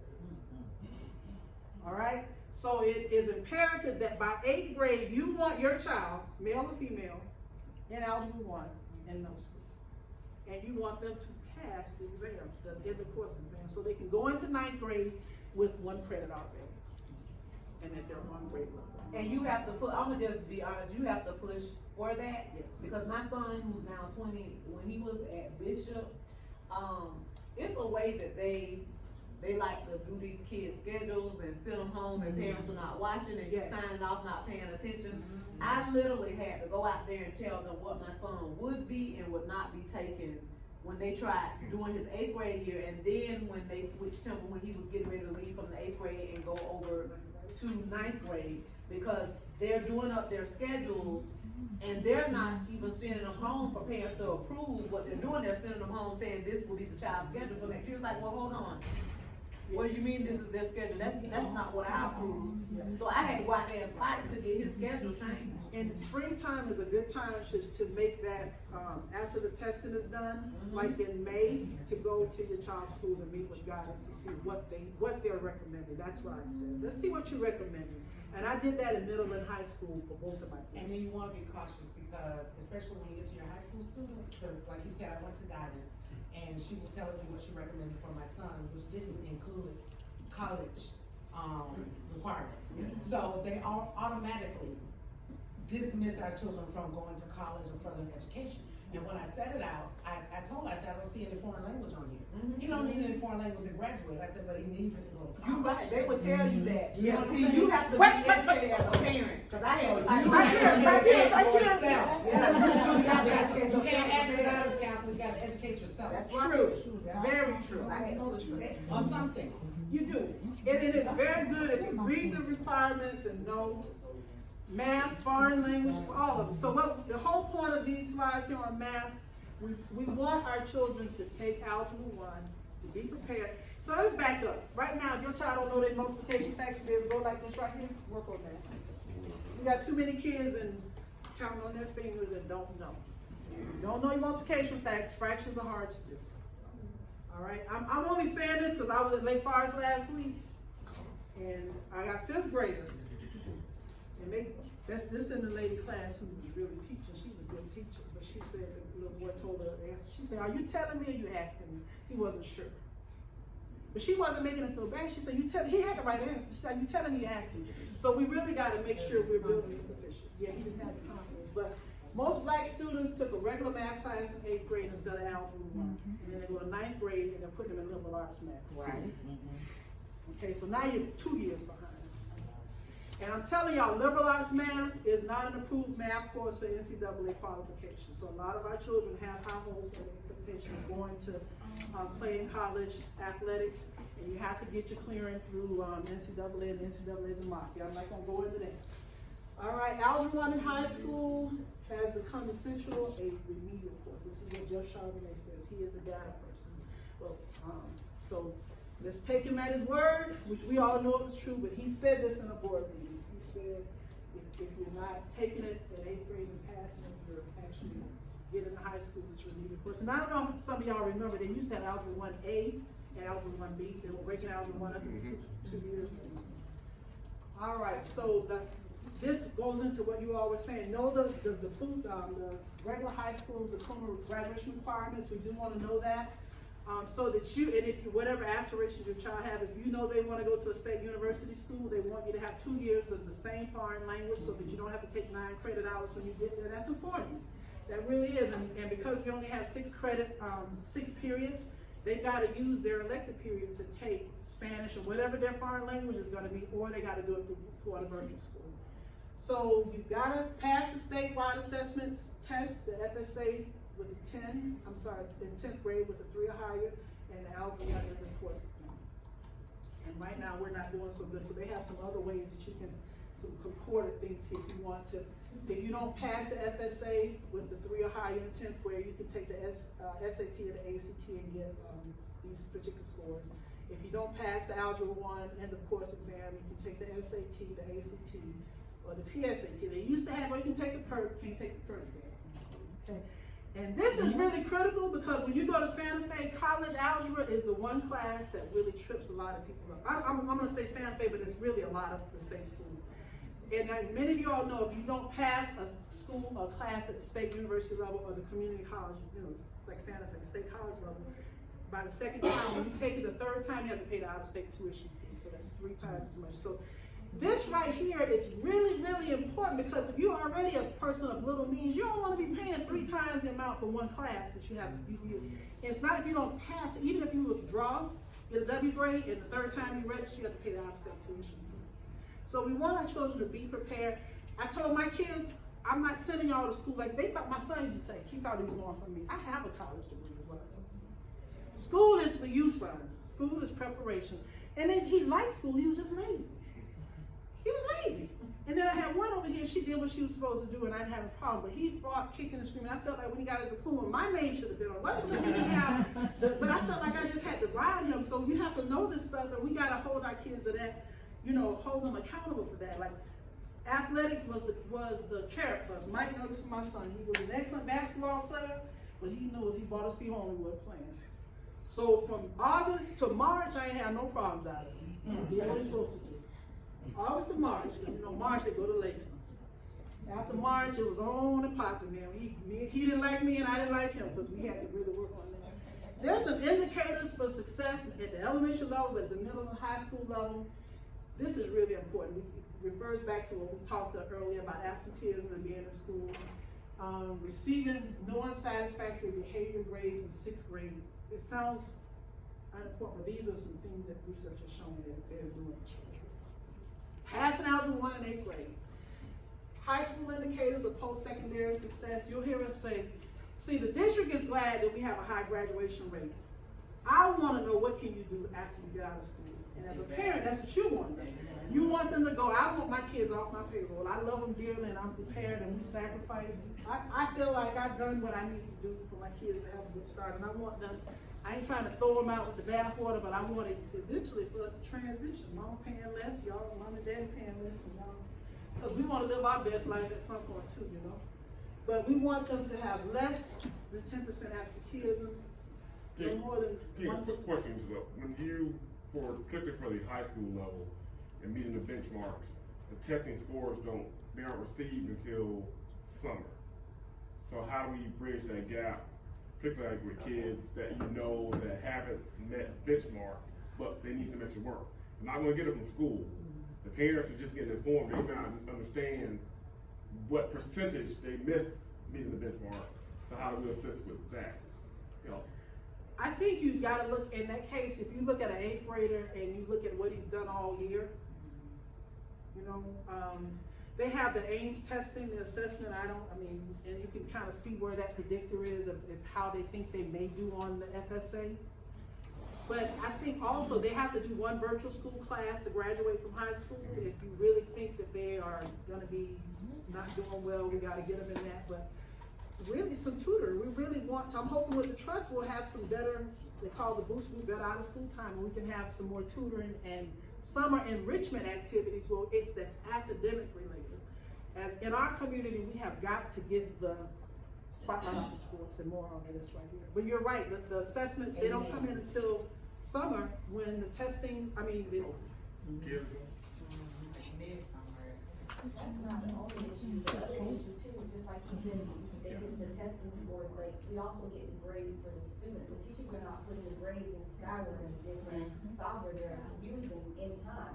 Like this past, for the private sport, my daughter came home from the private sport, they had another thing stating where the teacher regraded her paper plate and had the other grade, but it's not on the private sport.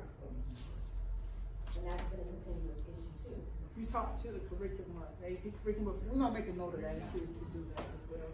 Did you have anything? Well, I was just gonna say that I feel like the game, the whole university Gainesville City partnership stuff, we've got so many students at the University of Florida that could be doing tutoring, and if we had better information and data and we could create a targeted program, I feel like we could really connect students, after school programs in particular, when the university students are done with their classes too, could actually connect the dots on tutoring. And there is some of that that's happening, but not widespread. Not widespread. Not wide scale. Like in Micanopy, they have a little program out there. They have tutors that are trained at UF on how to help with reading interventions and math interventions. That's actually a program that does that. And one of our speakers we did have a space for today, and she's finishing up her PhD, actually facilitated that training.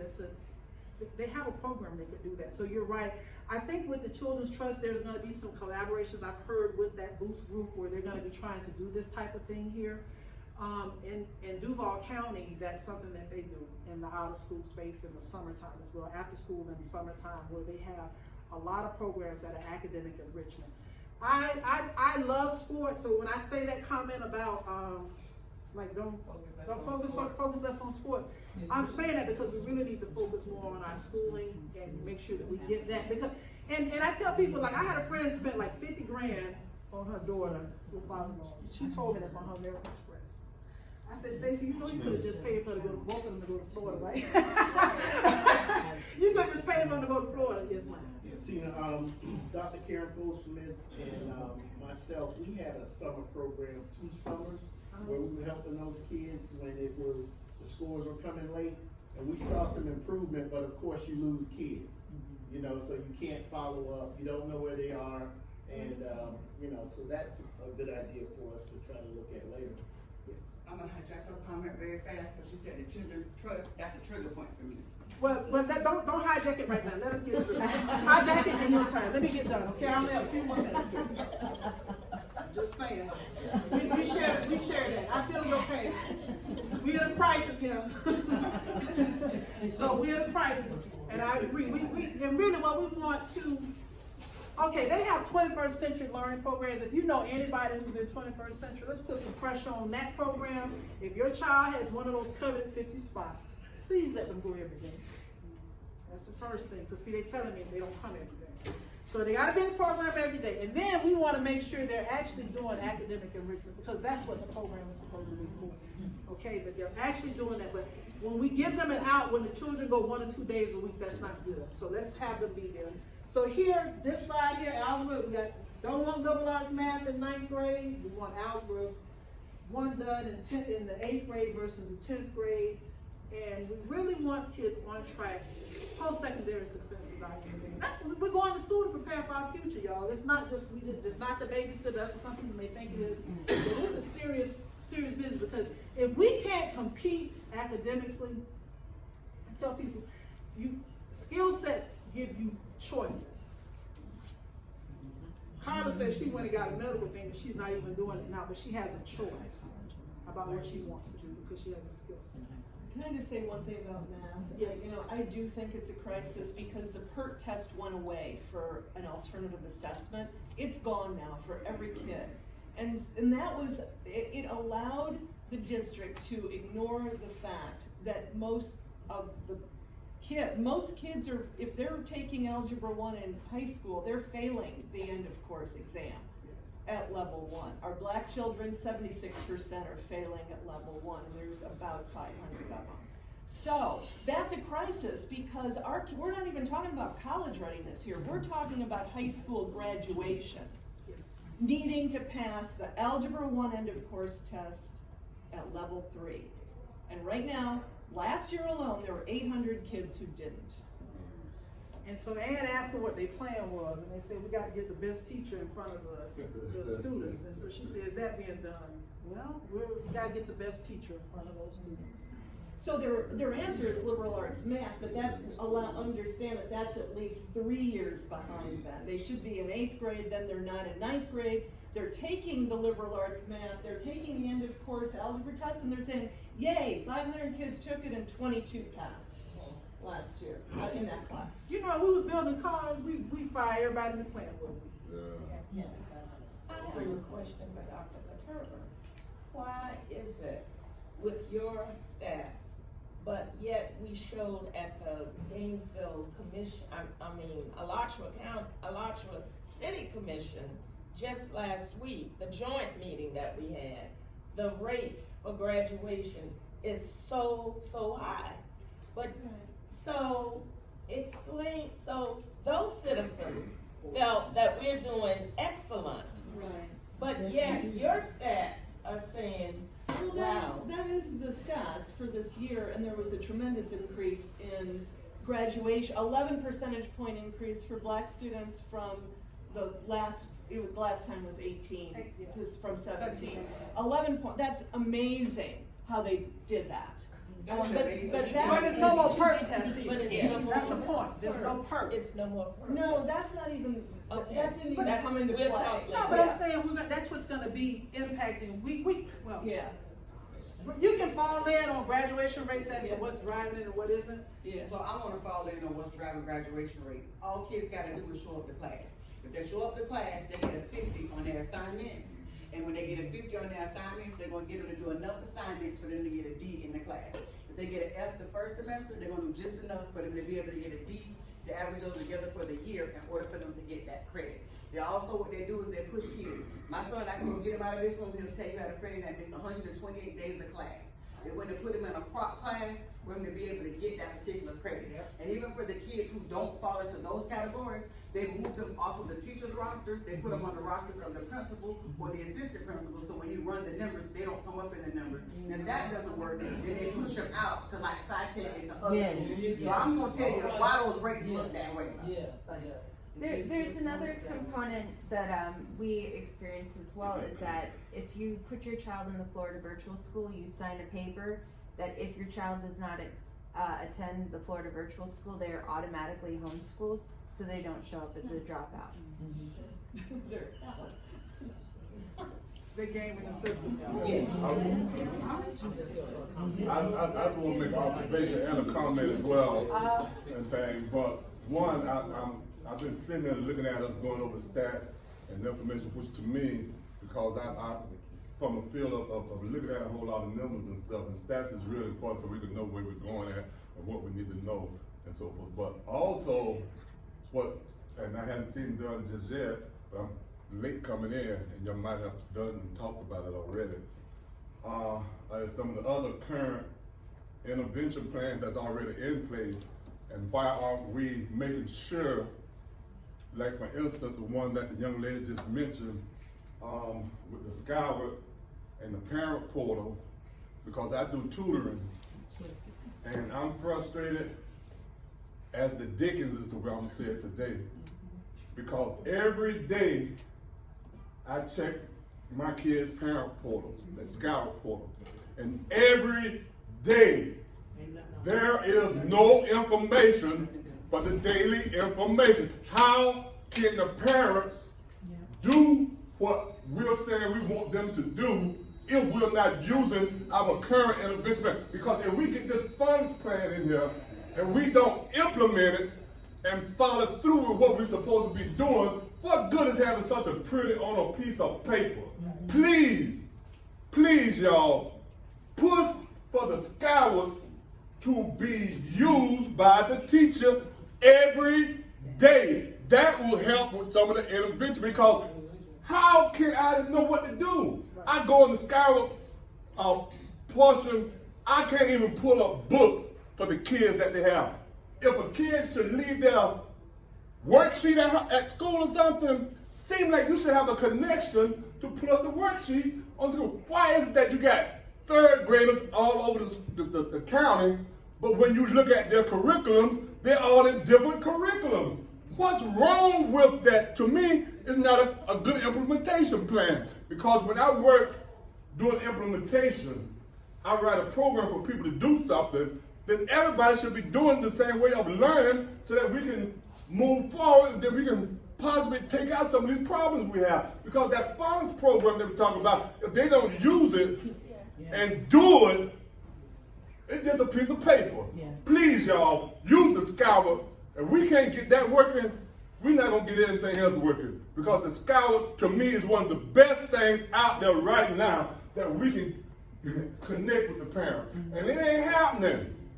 I don't know, do we need to give the teachers more time or what? But I check it every day. And I'm talking because I'm frustrated as hell. Because there's nothing there. And then when the report card come out, or when the progress report come out, and I'm saying, well, why is the kid, what's wrong, why they grading that up? But I can't, if I had all that information on a daily basis, I can assist them appropriately. I can't even assist them in tutoring because I can't get the information to tutor them with. So we can have all the tutoring programs we want, if we don't have all the tools connected, it's not going to happen. But I love the stats. I think you got that down. And we already know all that information. We already know we're behind. I also check Skyward every day, but the issue that I'm having, if the children are making a C or C plus, a high C, when you call for a conference, the teacher's like, well, they're passing, what do you need a conference for? Well, expectations. correct. And you put that in the child's head that they could just be average and get through. But at the same time, if you have concerns, because that C can drop down to a D and that D can drop down to an F, and then you're still gonna ask them why I'm there because they can bring it up. Right. That's what Barbara Bush, let me get her. I agree with Mr. Miles. My son is a fourth grader at Stephen Foster, and what they've been using, at least his teacher, is Class Dojo.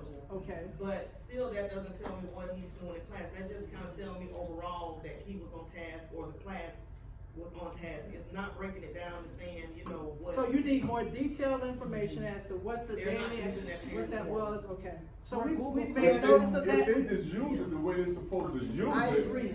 Just put in the information every day like they're supposed to. I don't know, maybe they really don't have time for that No, because Mr. Miles, they I have don't know time. what to do. They got a plan here. See, They do.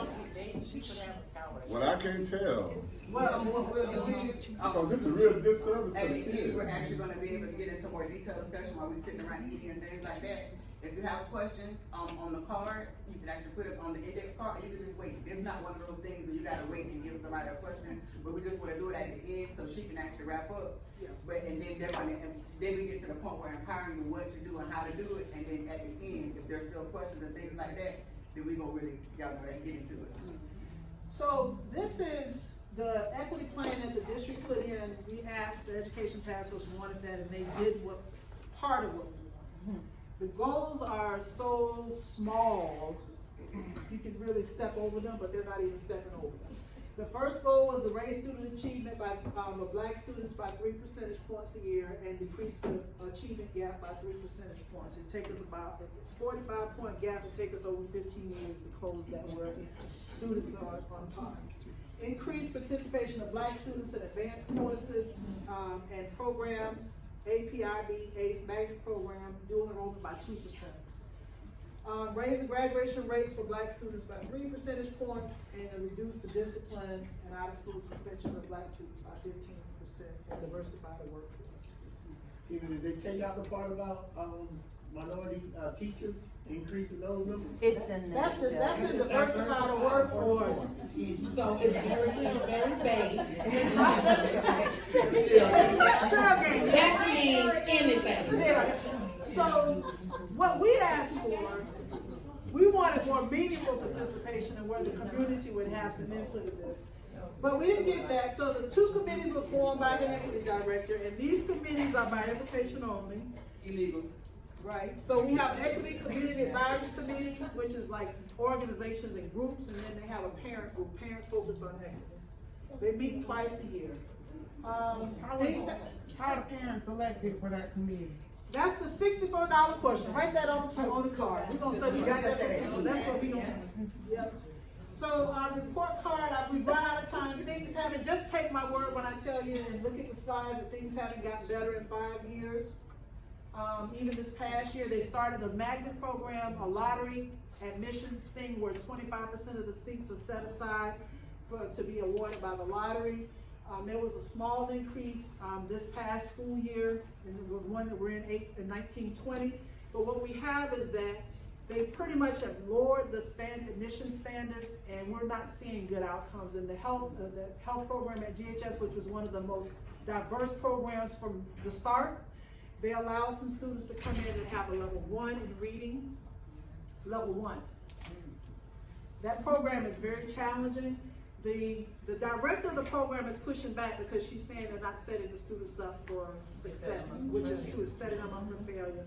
They want them to take honors biology, which has been the standard, and what she's getting from the district is you don't have to take honors biology, and reading scores aren't necessarily used, and it's not this, that, and the other. So we're pushing, we don't want them to lower the standards, like we want access, but we don't want you lowering the standards, and when we get in there, we can't compete, because then that gives it a bad name. Exactly.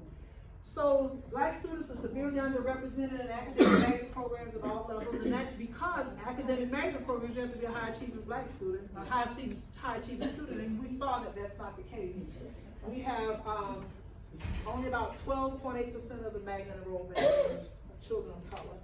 35.7% of the total district population is in a magnet. And our magnet programs are paid for with the tax initiative. One of the things that the One Meal Tax Initiative pays for is magnet assistance programs. You see here, white students are 5.7 times more likely to be enrolled in an academic magnet than a black student. 5 times. 5. Our children are overrepresented in suspension numbers. Out of school suspension, if you're not in school, you can't learn. And we're not saying children act up and they stay in school, but if, for just the least little thing, my son got suspended for cell phone violation. Now, he shouldn't have had the phone out, but come on, really, the cell phone? I got suspended for laughing in class. Yeah, we put him in flag account, they ain't even worried about it. So they're doing universal digit screening now for all second graders, and last year they identified 5 students, 5 black students, 5 of the 30 were African American that were admitted, and that's a lot of resources. And we talked a little bit about graduation rates, and so my time is up, but what can be done? As a community, we have to really be honest, and we have to make the district be honest with us, be transparent and giving us the data that we need, and not be telling tales about it.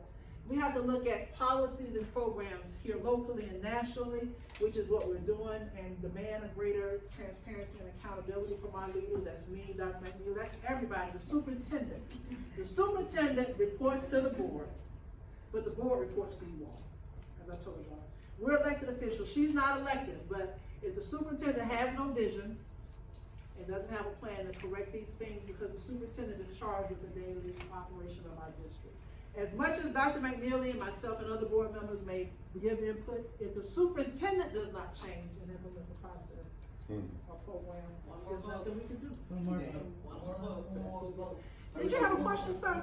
Well, just my sense, when the differences are this radical from your statistics, the idea of moving the needle, this doesn't make sense. You need a radical solution.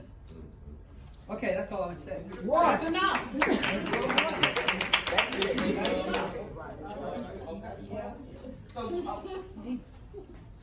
So let me tell you this until I get prepared. One of the things that we haven't, I know y'all didn't know, is we're doing raffles. Kim was like, why are we doing raffles? We don't want them to expect that every time. The reason that I wanted to do raffles is because in this group, there are people who have never been to the table before. There are people who don't typically come and show up or even know to show up in this type of venue. And we wanted to change that. What I realized is everywhere that I went, when somebody was talking about our kids, they looked like me and my kids. And the fact that you came not expecting anything, I think that deserves recognition. That's something that we need to put in the forefront and in the thoughts of people's minds. Because it's a lot. So I'm going to tell y'all this, because y'all see me everywhere. I be tired. I'm a petty mama, so I don't like to go to all my kids' stuff, but I do. So y'all be pretending like it's all great. I'm going to be honest with you, it's not. I be exhausted. By the time I clean up, do what I got to do, sometimes I don't even look at my kids. But y'all know I love them too. So to show up on a Saturday morning at 9 o'clock and know that you're going to give up 4 hours of your day, I just thought that was so important in order to acknowledge. So now Tara's going to do a few raffles, and then we'll do an icebreaker to transition into the next thing. Good morning, I would like to echo Shantae. Thank you guys for showing up this morning. I want to do a couple of raffles, a small one and a large one, so you guys can collect your raffle tickets. All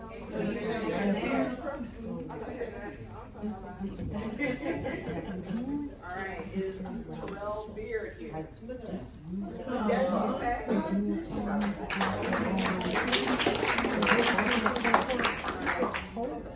Yes, he didn't really do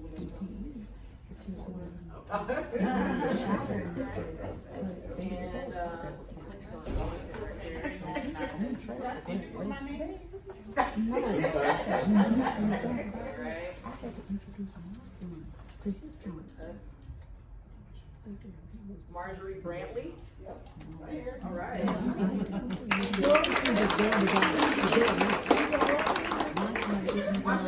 It's a bunch of people that ended up with index cards. If we're given an index card, we're gonna need to move Carla out of the way. I need everybody who's given an index card to go where Carla's chair is. The parent teacher. If you're given an index card where names we're writing on it. Everybody with an index card, come follow me, come follow me, come follow me. Take your card. All right, you're gonna read out your index card so everybody can hear it. Okay. I'm gonna hand you this. And what Dale's gonna do, he's gonna hand it to someone else. It doesn't matter who. And then they're gonna read out their card so everybody can hear. So the first person was student. You gotta hold on to your card, Dale. Okay, we got an assistant principal. Now you're gonna hand it to somebody else. Keep your card. Go.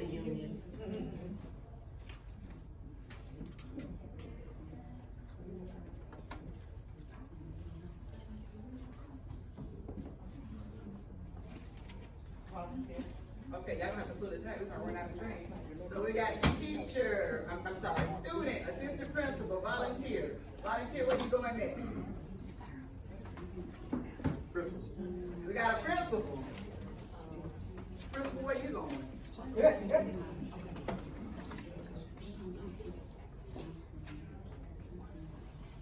And y'all can pull the title. Okay, so what we got next? Teacher. Got another teacher? Teacher, where you going? I'm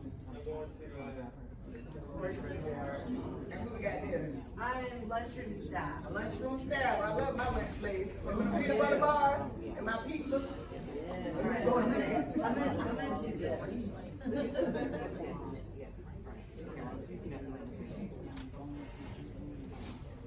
Who is that? Coaches? Okay, we got coaches. What's next? Y'all will have to bring it in.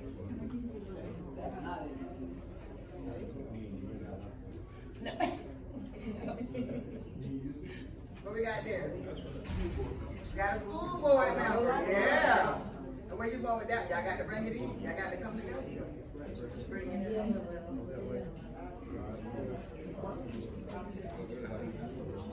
Nurse.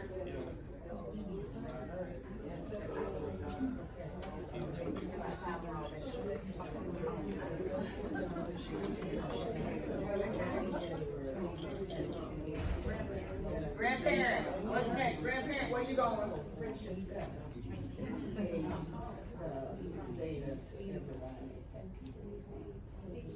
Speech therapist, where are you going? Y'all got to bring it in. They got to get all the way to the end. Mentor. Mentor, where are you going?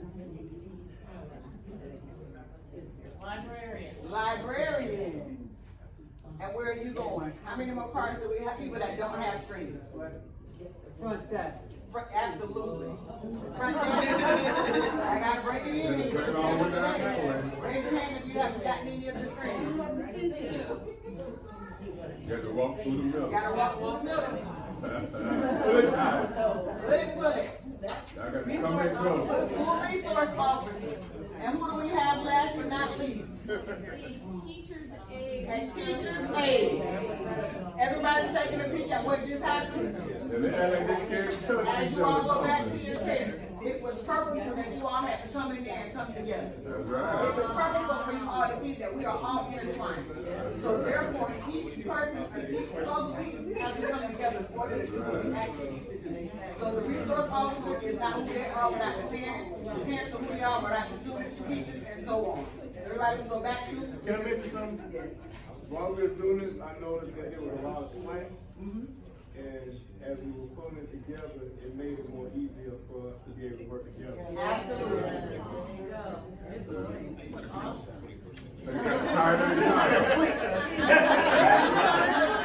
The reason that I thought it was important.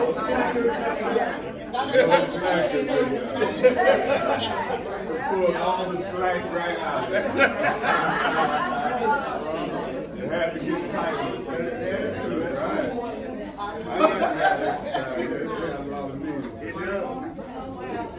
So the reason that I thought it was important to do that particular, I like visual stuff. So I got ADD. I don't know if y'all figured that out from my videos, but I really do. So I wanted the people that had ADD and ADHD before it became a negative thing.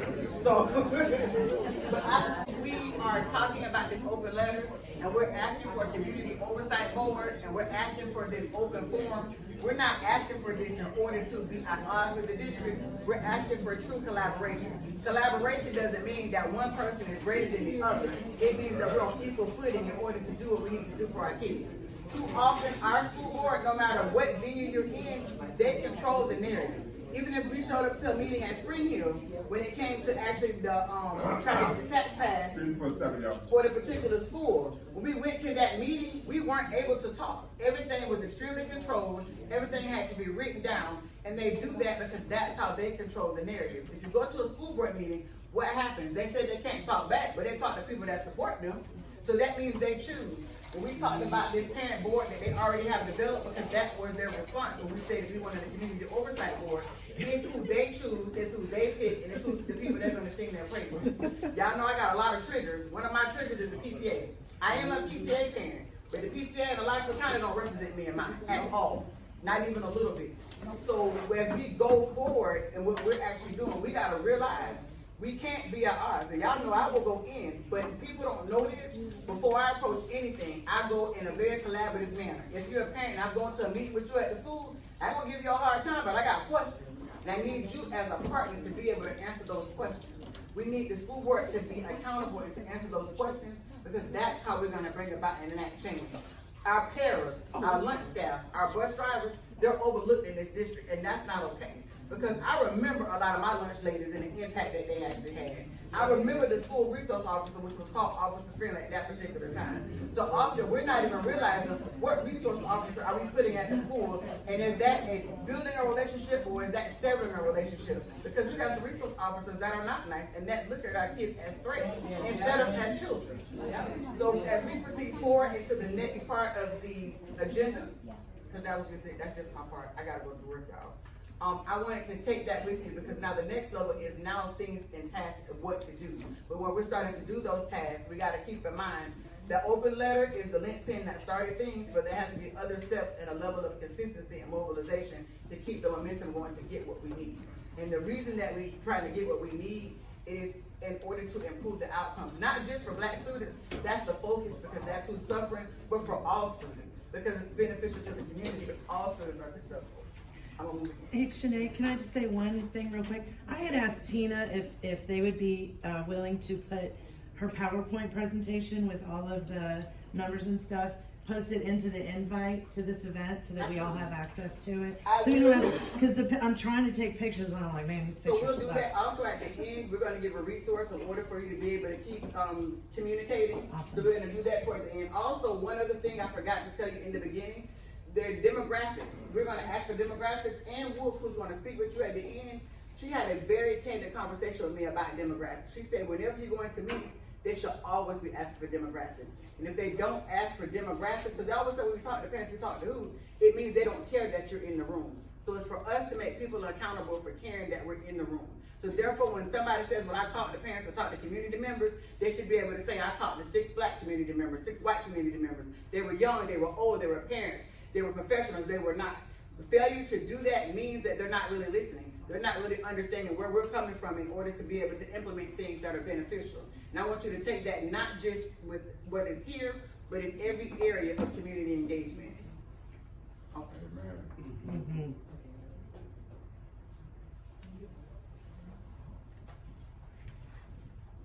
So, I'm the next half with our panel of those of us on ETM.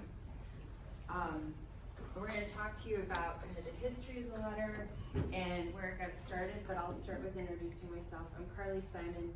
I grew up here in Gainesville. My maiden name was Poston. I went to Eastside. My dad was Bob Poston, who was a guidance counselor. My mom was Sue Poston. She worked at Sidney Lanier for 35 years. I grew up down the road. I went to Howard Bishop. So I've been here for a long time. My parents were in education, and then I moved to Cincinnati, and I lived here for 8 years. And I got to see a lot of how other districts do it, and I think we can do better, and I think our letter was really trying to get us to the next level. And I don't know, I'm sure I'm preaching to the choir of the aspect that we all feel like we want to engage and we're not being invited to the table and included.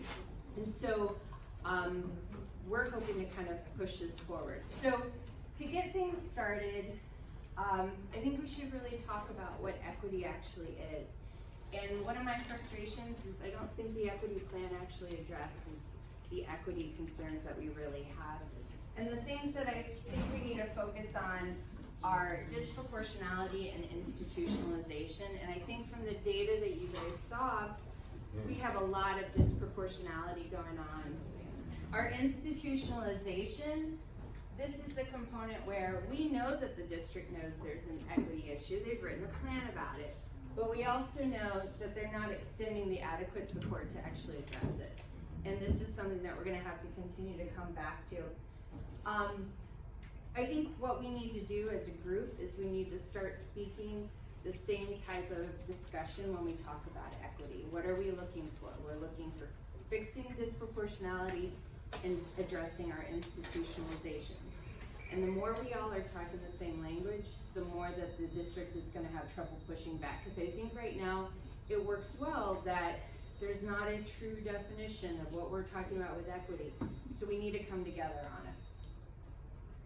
I wanna, I teach school law and school finance at the University of North Florida. And so I teach teachers how to become principals, and I teach them a lot about how schools are funded and our laws. And I always try to go over the education clause in Florida, because the education clause in Florida is actually very good. It's one of the strongest ones in the country. The problem is we're actually not holding up to it. So our education in this state is a paramount duty, and we are required to provide a uniform, efficient, safe, secure, and high-quality system of education to all of our students. And I think lots of us feel that that's not occurring, which is why we're probably here. So this is our right, and this is what we get to fight for. And so that's what I also want to talk about, is that we actually have grounds for this concern. So we wanted to start with pretty much giving an overview for some people who, so first off, I guess I'll start with, who signed the letter? Does anyone still need to sign the letter? We're gonna get to that. We will have that information out. So let's talk about the letter. So we wrote a open letter, and when we wrote this letter, we had actually been working on this letter for like 6 months, and it was all sorts of issues. When we started, we were frustrated that the equity plan was not asking as many people to the table to discuss the equity plan. And really, it was not an equity plan in the sense that we weren't talking about students with special needs or our LGBTQ community or even gender differences. It was entirely an equity plan that focused on Black students and white students. And we felt like it needed to be taken to the next level. We also were trying to find out who was at the table. The groups that were presented beforehand, the question that you asked, we don't know who sits on these committees. We've asked.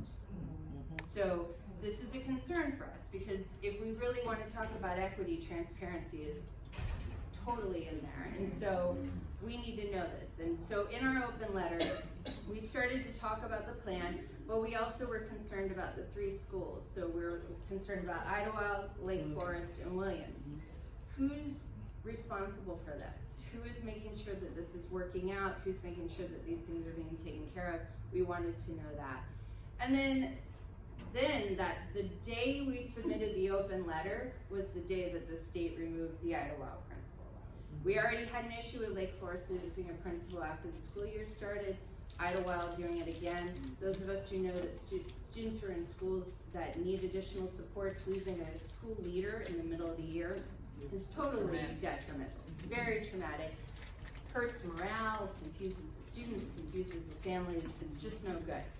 So we started with that, and then what we wanted to do is we wanted to talk about a structured committee, a group that actually would help steer our equity, because as we get closer to equity, we're gonna have to come back and readdress it. And so we wanted to have this formal group, and I'll talk more about the steering committee that we proposed, but I will say we borrowed a lot of this from Cincinnati, because Cincinnati has a very good community learning program, and what they do is they take schools and they take individuals who are involved in that school, who are community business members, teachers, staff members, parents, students based on the level of age, and they bring everybody together to make decisions. So it's not a school district decision. The community has the ability to really get involved and to problem solve. So that's the open letter, but I will talk more about it. So what we wanted to do is, how many of you have gone and actually spoken at a school board meeting during the meeting? How many would love to do it, but you're just a little intimidated by the process, you don't even know where to start? I've been, but I didn't speak. How many never want to speak at a school board meeting ever? Okay. All right. So we're going to talk about ways to engage, because one of my frustrations, I like to talk a lot. 3 minutes is not enough time. I also think we've got big problems, and 3 minutes is not enough time, regardless if I talk a lot. So we're going to talk about different approaches, but I guess the first question is, do we know the difference between the school board and the superintendent? What is the school board's job? They oversee the superintendent. There's a policy makers for the school. Yes, they are the boss of the superintendent. The superintendent, what does that person do?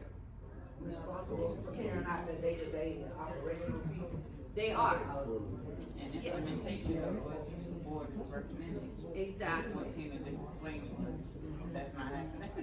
Right, so that's a big part of what's going on. So the school board is the boss of the superintendent. They come up with policy decisions, they discuss direction, they essentially give the superintendent, direction on where to take the district. The superintendent is supposed to implement the action and manage the school district, and the superintendent is supposed to communicate with our board.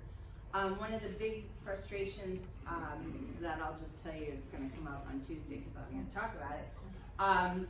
The Westwood Howard Bishop decision. We have board members who did not know that decision was happening. This is an issue. So these are the roles. So when we run into a situation where we're not pleased with what's going on with the superintendent, we tell our board members and they're supposed to deal with it. When we run into a situation that we're not pleased with the board, we have two options. One, based on what can go on, we can grieve it up to the state, and we can talk about certain school board members who are not behaving appropriately, or we vote them out of office. How we do that? How we do that? How do we vote them out? Okay, so, so that's... She got to go. Okay, all right, so this is Karen Clark. If you don't know the superintendent, I'm assuming most of you do.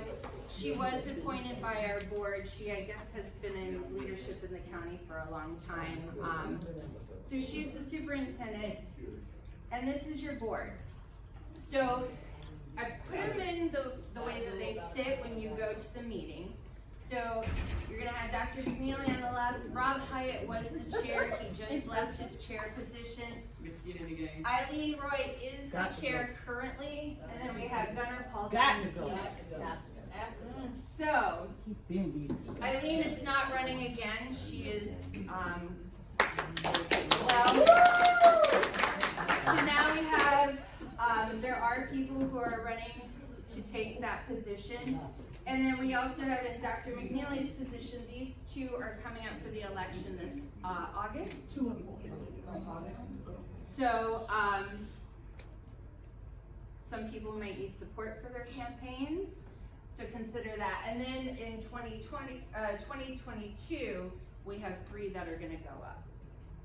So here's how it works out though, just so you know. So each of these guys have districts. So we have 5 districts. So you have to live in that district of the term that's ending in order to run. So that's one of the struggles in this situation, that if you don't live in Eileen's district, you gotta watch and hope somebody else is ready to come in place.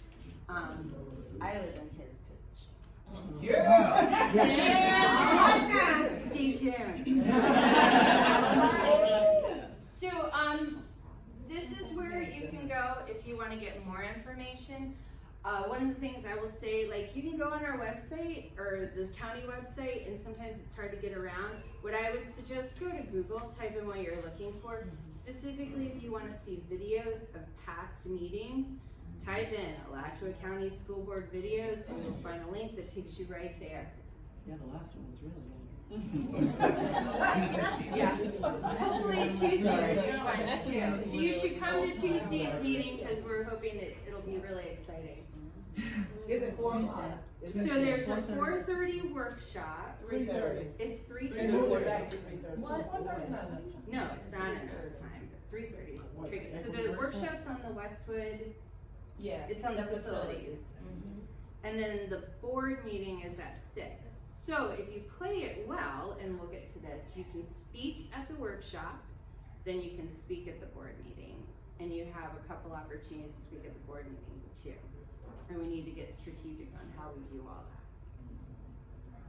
that. Any questions about the board that maybe I didn't answer? Keep going? All right. I don't have a question. Sure. Just a comment. that I hope people will take back.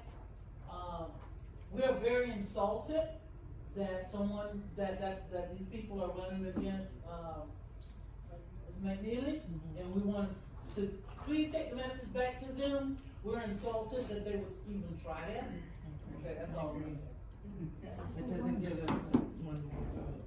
Again, I'm sure there's campaigns who would love to have support. So what do you expect when you go to a board meeting? Who's been to a board meeting? Who has not been to a board meeting? Okay, who's watched them on the videos? Okay, watching videos is good, especially like if it's a pretty passionate one. It's always nice to go back and see how it went. I do that occasionally. So first off, our board meetings are Tuesdays, the first and third Tuesday of each month. They start at 6, but like we were just talking about, they have a lot of workshops. In my opinion, I don't know why they call it workshops, because it's just another board meeting. People are not talking and workshopping. We're, sitting and listening and that type. It's at the old Kirby Smith building, the white building on University Avenue. And the general format of the meetings, they open it, you guys vote on past minutes. Consent, and then action. Okay, and then you guys probably can speak much more on total format. And then there's opening comments, so if you have something you want to talk about that's not on the agenda, you can talk about it then, right? Yes. So the the board meeting, Jump in here. where it starts, it opens up, pledge, all that, the formalities. We will adopt the agenda, and then there's usually board member and superintendent comments. So in that, and during that time, usually they spend, the board members will spend talking about things that they've done since the last board meeting. Pat each other on the back for doing that. Yeah. What I did one time, I did my stuff on Aquan Jones and the history of Lincoln. I spent time, like every meeting I did that. And Dr. McNeely does a lot, cause really, as far as going to a lot of things, a lot of events, she's out everywhere doing everything, so. And then after that, if they have any student presentations or things like that, they'll have that. And then we'll have the consent agenda. The consent agenda are supposed to be routine type of general business type things that they want to pass, and it's one vote, and we would just pass all of those things. Now we can, as a board member, pull something off of the consent agenda. I'm sorry, let me back up. Before the consent agenda, we have 15 minutes of public comment. So when you go in the boardroom, you go through that little metal detector, and you can go to the left or to the right to sit down. When you enter there, on the wall on the left-hand side, if you enter to the left, there's a little sheet, a little box that has sheets, public comment sheets. There's one on each side of the room. They ask that you fill one of those out and turn it in. If you don't fill out a sheet and we come to the public comment side, you can still stand up and speak. Even if you don't pull the sheet out, you don't fill the sheet out, you can still get up and speak. When you go to the podium, they ask that you state your name. You don't have to say who you're with or who you're representing, but if you want to, you can say that. But they do want you to state your name. And then after the 15 minutes of public comment, if you didn't get to speak then, there's another time at the end for that. But yes. I've got a couple questions, because you all do it differently than the city does it. Why isn't there an opportunity for people to comment before or after you vote, like have a motion, so that you all can inform decision making? And then 2, the agendas are really sparse. Like there's no backup information, there's nothing to, like, you can't figure out really what's going on in the agenda and then be informed in the meeting. Why is it like that?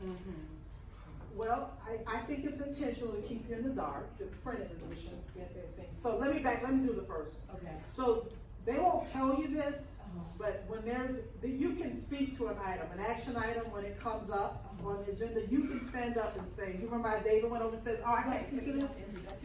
You can, if they don't call for it. They won't call for it, but you can go up to the podium. But why is it procedural? Like, why is it? It is in the procedure. It's in the procedure, but the chair runs the meeting and they do it. See, I think we're running into, it's not a grievance unless somebody grieves, and I think that's been going on for a while.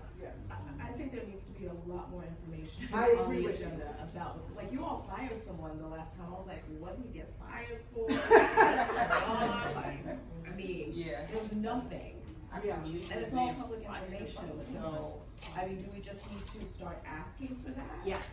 And also on when the agenda is posted online, a lot of the supplementary materials are hyperlinked online, but I don't know why they don't print it and show, because you all will have like a summary of that. Right. That is something, would you write that on a card and then I can make that request?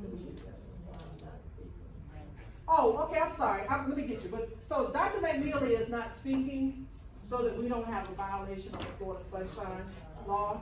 So since two of us are in the room, the same room, and if we speak on something and discuss something that we may vote on, which we might, something to come out of here, that could be a violation that could put you in jail. So what we've done when we go to places together, the first person that speaks owns the meeting. So I'm glad y'all follow the rules. And they don't. That's why we say it again. Well, they'll put us in jail. Y'all don't want us in jail, so that's why she's not speaking. She does want to speak, and I can see her on here wanting to talk. That's why she's not speaking. So, Carla, you had something? I just wanted to go back to when I heard Gail's conversation. I'm assuming that just like our commission has now tried to redo the way they did comments, so that they can receive a lot less contention and be able to do whatever their agenda is. And with our commission, it happens to be a positive agenda. But I'm assuming that they're probably doing the same thing, and that's why the comments are such. Hopefully, they won't ask us to register before we can talk or try to limit. I think 30 minutes. I know how meetings go on. I'm on the UAB, and sometimes we're there to 10, 11. So we're trying to give everybody an opportunity to say something. I agree with you. The first part, it is in our policy, the first citizen input is 15 minutes. Now, at the end of the meeting where there's citizen comment, we have to sit there. I don't care how, there is no limit on that. I like that. And I have said in a previous meeting, I've said, we doing the people's business, that was upset. Right. And you gonna give them 3 minutes when you talk about a goat for 5? Or whatever they talk about going to the fairground. So I am for citizen input, but I'm gonna tell you what, we were at school board training a few weeks ago, 2 weeks ago. And this consensus, it seems like they were pushing back saying, well, this y'all meet, y'all don't have to let people take over y'all meet. I'm like, well, this is taxpayers' business. Right. I feel the same exact way when I'm on the UAB. I feel the exact same way. I'm sorry, Australia or whatever. So, one question I have is for your board, I've noticed several times when I've been at the board meeting, one of you has asked for more materials, more information on an item, and is it not the superintendent's responsibility to then provide you with that material before you all make a vote? Because I noticed, like, for example, with the budget, there wasn't, I've never seen somebody pass a $250 million, $250 million with a budget. The presentation was like 15 slides. And the information that they gave as backup was like, 20 pages or something. It was, the city's budget looks like this. It's like a binder full of information. It's crazy amounts of information to be able to really understand what the money's being spent on, and you all didn't have that. And so I'm just wondering, how does the interface between the superintendent and the board go, and how can the public help to support improving that? Ask for more transparency, more info, and that's what I'm doing. I'm asking, and the response I get is that no one's asked for that before in the past. Well, that doesn't mean you can't do it. So, I did a records request for the budget. I have not gotten it. They just told me they have a reasonable amount of time. I haven't gotten it yet, just FYI. Okay. Yeah. I asked before you asked, so. As a board member, you don't have access to the budget? We have 24 pages, and so the presentation we were given that was inspired by was 24 pages. We just, if you don't get the records in a certain amount of time, like, we just need to have an attorney. You need to start suing the school board. We are required to take that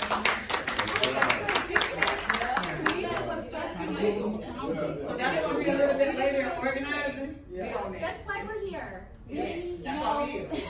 So when we go to the meetings, we need to start requesting that kind of stuff, put it on record, and then we can show it's been requested repeatedly by different ones that if nobody will get it, then that's when we get a lawyer. They can ignore a couple, but they cannot ignore us. That's the point. So keep going. What I will say though, what we have to do is, if you have I know you shouldn't have to pull down the info on your device, But some things are hyperlinked online. I don't know why they don't print it. I will make the request again that they print and have supporting stuff there so that when people come, even if you don't make 50 of them, have 10. Or have No, we 20. just saying as a board member, you should have a detailed budget if you ask. Oh, I agree with you on the budget. I agree. But that's what I'm That's saying. the least plan. That's not 10 years old. So we're gonna get to this because this is exactly the organization that we're trying to develop and build. So we've talked about this, you have 3 minutes. What I would suggest, you sign in, consider the opportunities. Now, if you saw the last board meeting, what we ran into is we wanted to read the open letter at the beginning of the meeting. Courtney got called and she did defer to me. So if we get organized and we have a person that we know we want to speak, what we can do is we can defer to people and do trades. We can also, what we ended up having to do because I didn't finish my letter, or the letter, Anna was able to pick up and finish it off. So we're just gonna have to do this. Also with 3 minutes, and we'll talk about suggestions. So if you have the 3 minutes, again, state your name. You may wanna state your role as far as, are you a parent? Are you a community member? Are you a taxpayer? Because they are coming back and asking for more taxes to be passed in levies. They need to know that your money is important to you. Why are you speaking here? And you need to be very thoughtful about your 3 minutes because it can go really quickly. So do you have a specific ask? And say what you want. What do you want to have out of this conversation? Or any point that you need to have made. Things to be considering is talking enough at the meeting. So I know a lot of us were like, when I went to the meeting and I asked, and then there's this kind of like vacuum. So one, follow up with an email if you need to. Also expect that you're probably gonna have to come back and ask again. And all of these are recorded, all of these now become public records, so the more you're up there, the more you're talking, the more evidence you now have supporting you. That's right. And then I will say, I'm a huge believer in the paper trail. Write an email, write exactly what you want, and a non-answer is an answer. So if you do not get a response, note it, give it maybe a week, write that exact same email. Because at some point you can public records request that you've made this many engagements and people haven't responded, and then we can start to bring this out into the open. Because I think that's what we're running into is we are feeling ignored and we're tired of being ignored. We're gonna document this and we're gonna present it to the public, and the public is not gonna be pleased with this. Why is it important for you to talk? Again, it's important for you to get your voice out there. It's important for us to document this, and that we are also very, very powerful when we build our critical mass. So one person having a concern is one person with a concern. This room of people having a concern is a whole different conversation. I think the open letter gained traction. We're now at like 820 signatures, and off of that open letter, the city wrote their own letter. Thank you. So we have now, and we've gotten attention. So where is that level? The city's Oh, I'm letter? sorry. You went to the school board. Yeah, the city signed, they wrote a letter in support of our open letter. Oh, okay. Why didn't And they just then that sign the went to letter? Well, that was, I think sending a letter from another governmental agency, think to that's you, right. it spoke a little bit Yeah. louder than Yeah. individually speaking. Yeah. So we Yeah. did have two signed, but I like that they all. We had the same question, but we feel like there's progress made, at least, right? And it is giving attention and momentum. And you can take it to the county and say the city signed down, so county board members, now what are you gonna do? Right. I actually see 2 letters from them. Where do we find a copy of the letter that the city? We'll post it. Okay, we need to post it. We just got it. So if you don't know what this letter is, but you'd like to sign it, here is the address. And if you put this into your phone, you can go and the letter is written there digitally. There's a way to Google Forms, sign your name, and I'll update it and I can add your name. We have had people, which I think is the telling situation, that we've had a lot of people who are concerned about retaliation, either as an employee or a parent or a community member. And because of that feedback, we had to add an anonymous component. And I think I have somewhere like 140 who signed anonymously, which I also think is a sign about the the toxic environment that we're dealing with right now, that we have that many people who feel unsafe to voice that all we are asking for is public and community engagement, which is really frightening. So here's the big thing that I need you guys to think about and hopefully help us with. So we have actually asked them, and we've sent them a formal letter with deadlines. So next Friday, the 20th, is when we are expecting them to respond formally to our letter. And then February 20th is the deadline when we want to have a open, shared coordination where the conference would be led by us and the district to have a open community engagement opportunity as well. So I'm concerned that we will not get a response. And so I think what we would appreciate is if people can go to the school board meeting on Tuesday and ask for the board to consider responding by the 20th. Not consider, that they need to. They need to. Send them an email if you have the time, send them an email and go to the meeting, make a phone call, all of these types of things that they need to know that we have sent this letter out. We've had people who have signed it, we've had people who are excited about what we're talking about, and they just can't ignore us. If they choose to ignore us, we are probably going to take it to the, well, we are going to take it to the next level, and we're going to make it even more public that the community is asking to engage and we're being ignored. Email public records though. And emails are public records. So the steering committee. So I told you a little bit about that, but if you go online where the open letter is, there is a link that will take you to what we've kind of created. And it's something that we're throwing out an idea. It's totally adaptable as far as how to structure it, but what we want are multiple stakeholders at the table, and we really want parents and community members to be the priority in the involvement. And so this is going to be a group that works with the district to increase our equity, and we focus on all those things that we talked about on the front end, like requiring Skyward participation at a certain amount of time so a parent can actually file a petition if something is not being met. Making sure that we're working on other equity components in a meaningful way, because right now I don't think we feel it's being meaningful and we don't think it's enough. So take some time to read that. And then, yeah, our focus is in this meeting is to build our bench. We want to get more people trained on the data that we are dealing with, what our asks are, how to get together, and also new ideas, good ideas, more relationships, more networking, and Before you go there. yeah. This is really critical to support me and Dr. McNeely in having numbers. So I told you early on, it was like a group of 5 of us, and we had made the ask of us having an equity department, and we got a plan.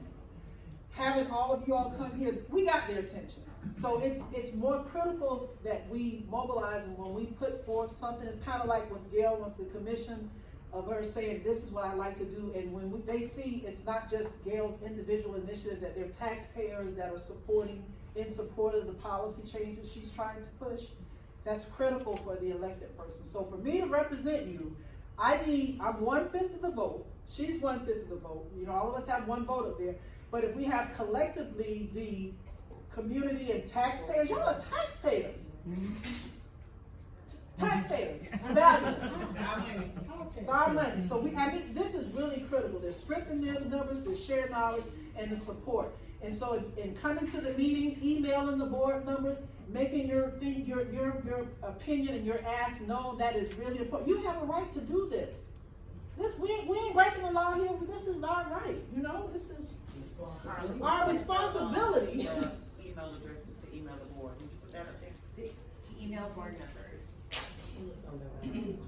Oh, is it just the SBAC?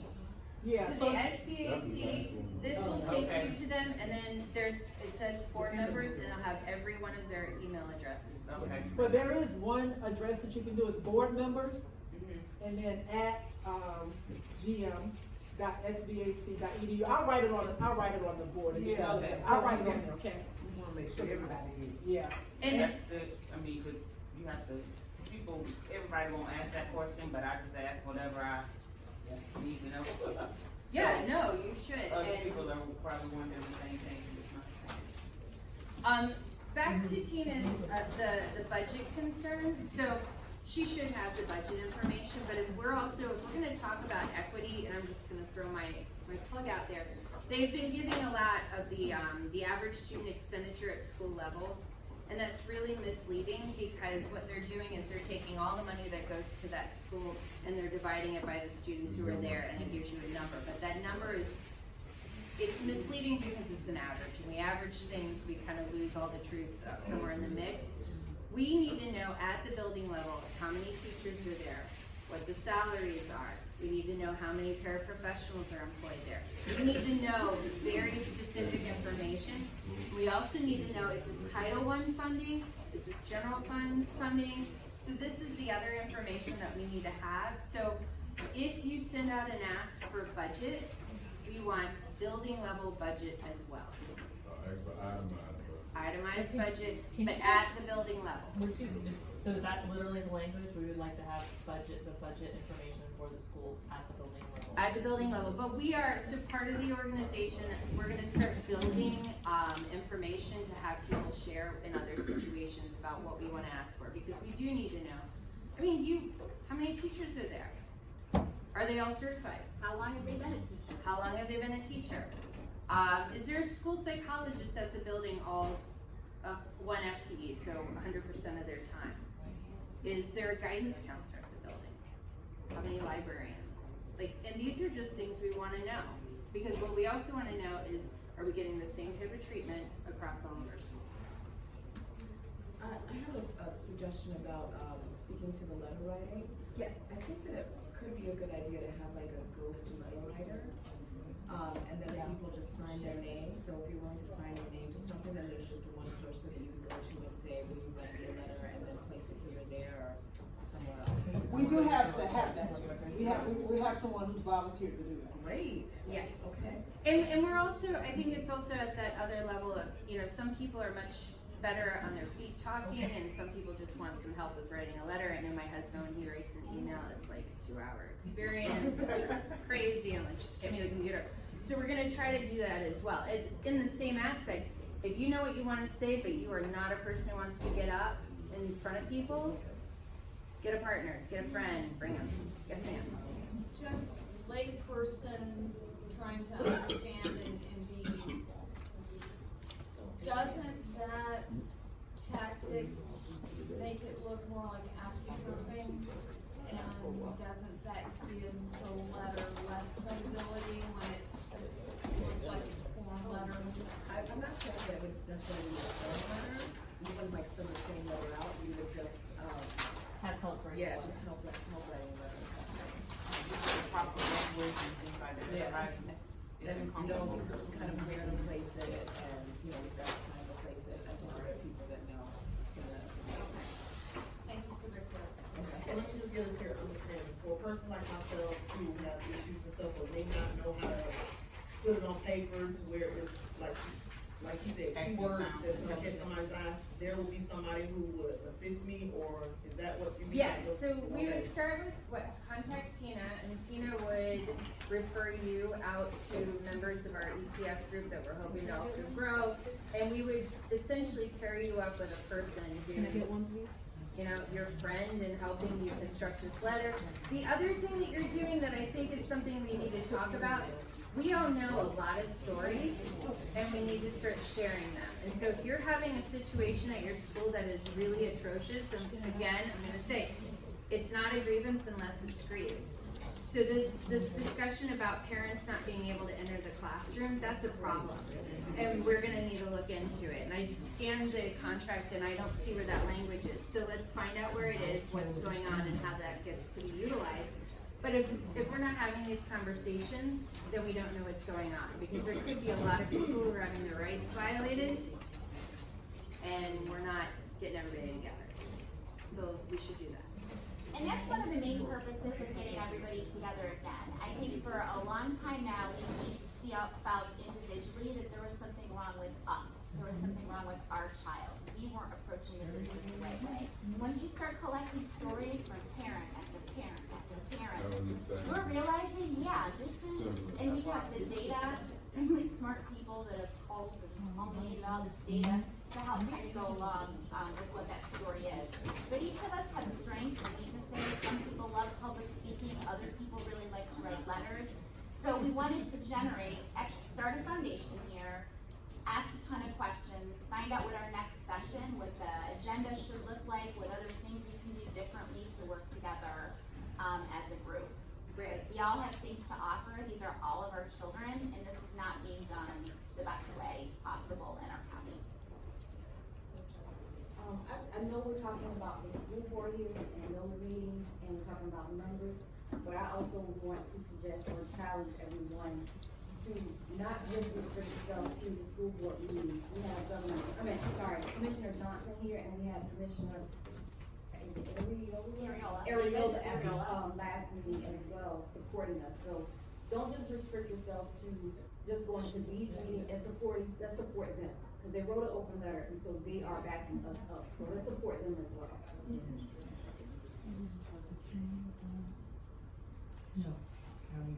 Sorry, and also Commissioner Randall.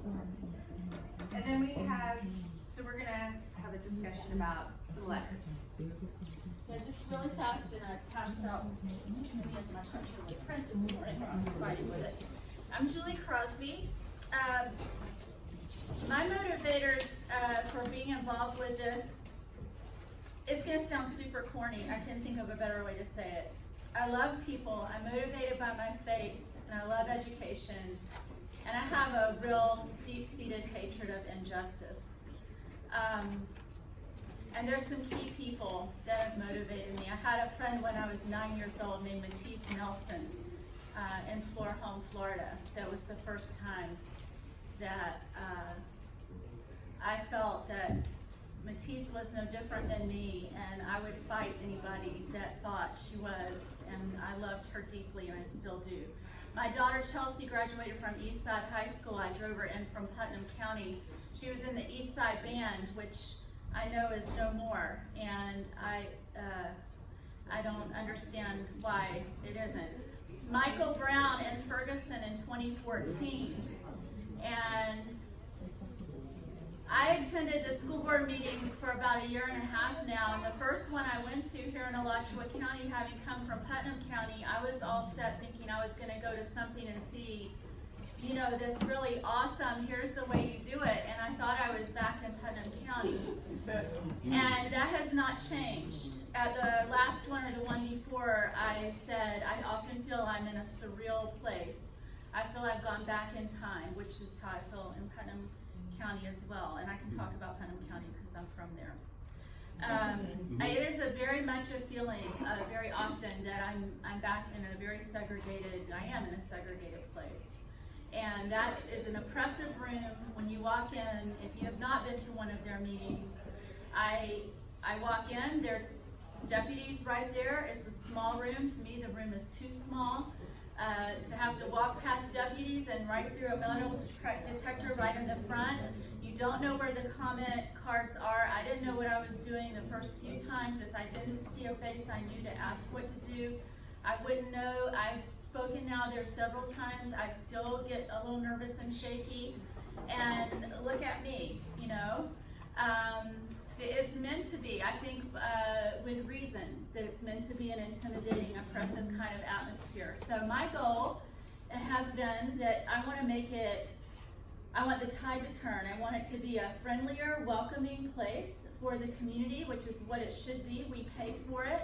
We pay for everybody that is serving there. Our dollars pay for it.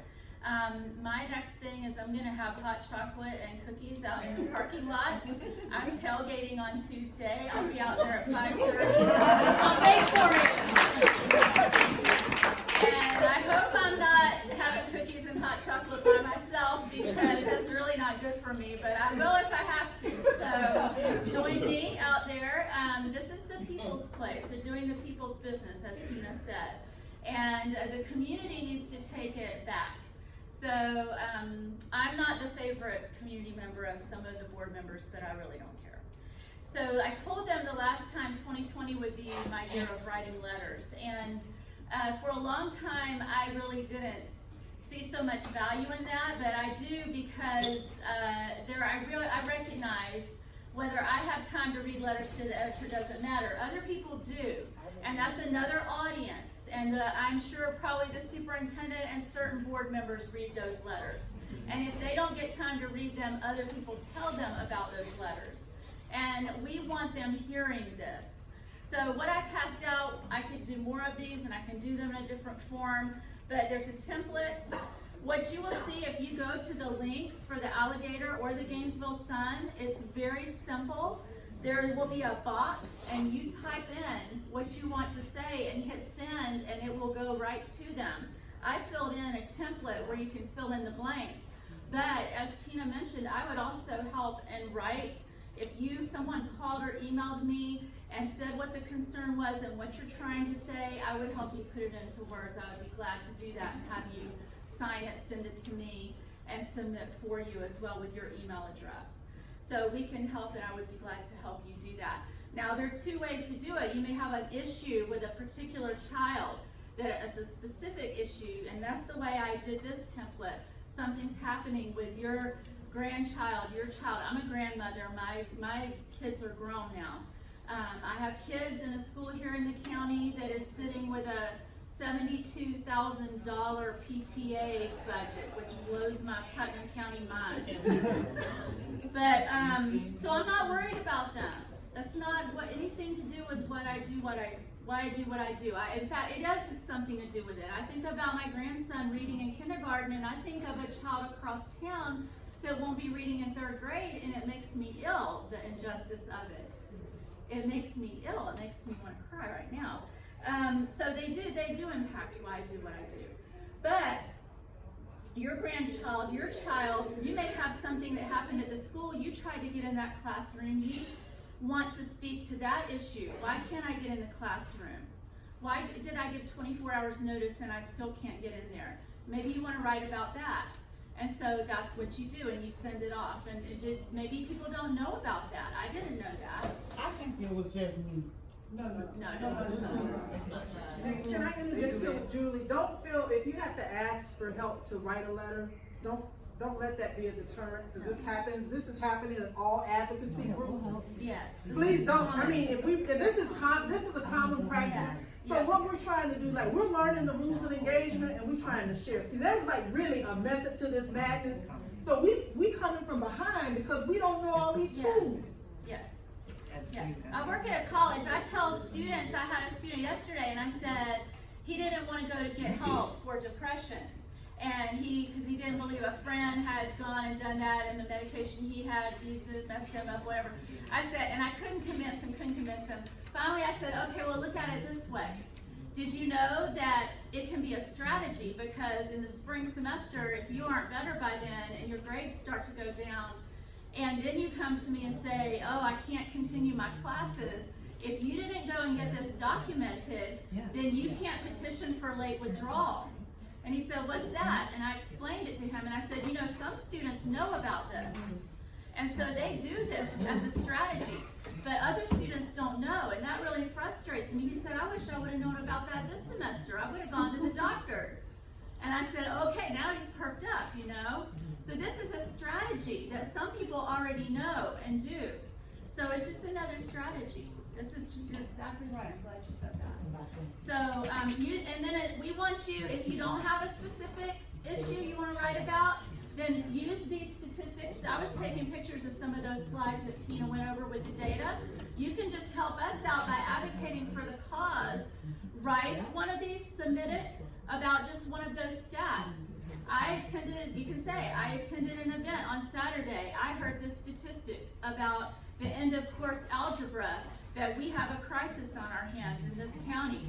Were you aware? If you happen to jot down any one of those stats today, you could take that one stat and write a little short 4 or 5 sentence email and submit it to the Alligator and one to the Sun and send it off. Pick any one of those stats and shoot that out there.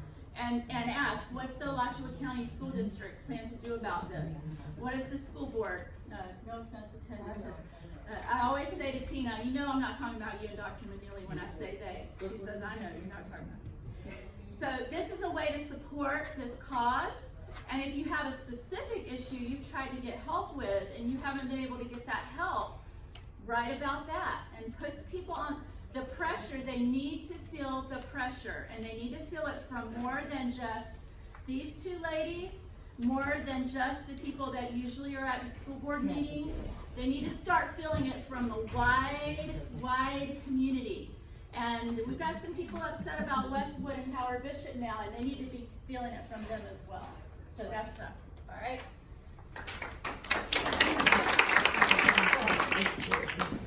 I was just gonna say that we have this opening here with that situation at the swing school situation. I couldn't attend that meeting, but a lot of times like these, we're getting these openings, and I think we keep doing different strategies, trying to engage with them, and I think we can make some progress. So the timing is right. Don't sit on it. Don't sit on this. We're really trying to keep pushing and moving it. And I don't know if it's a stroke of luck or genius on our part that all of this kind of stuff is like kind of happening like it is, but series of unfortunate We just have one more slide on this, but essentially social media, it's working well. So when you see these articles, share them, connect people. We are going to start a Facebook group so we can be able to share information, because I know like a lot of this is just making sure everybody's communicating well. So we are in the process of developing that. And that's going all right. Okay, dokie. So we're gonna adapt the agenda just a little bit because food is here. And I don't want Ann to be a person that's in the way of lunch, because I know how I am about mine. You know, like you can tell I like it.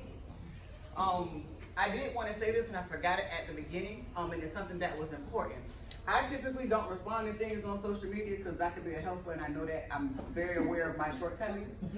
But I want to be mindful. There is one thing that I did respond to, because I feel like this. We have to get to a point, not just what we're calling people in power down, but things in general. Social media is a powerful tool, but then it also concerns me when people are talking out of their you know what, and they don't know what they're talking about. And lately, there's been attacks on Julie, who was just up here, Elizabeth Hawk, and Katurba, and different things like that. And for me, it's imperative in this room that you all understand who these people are.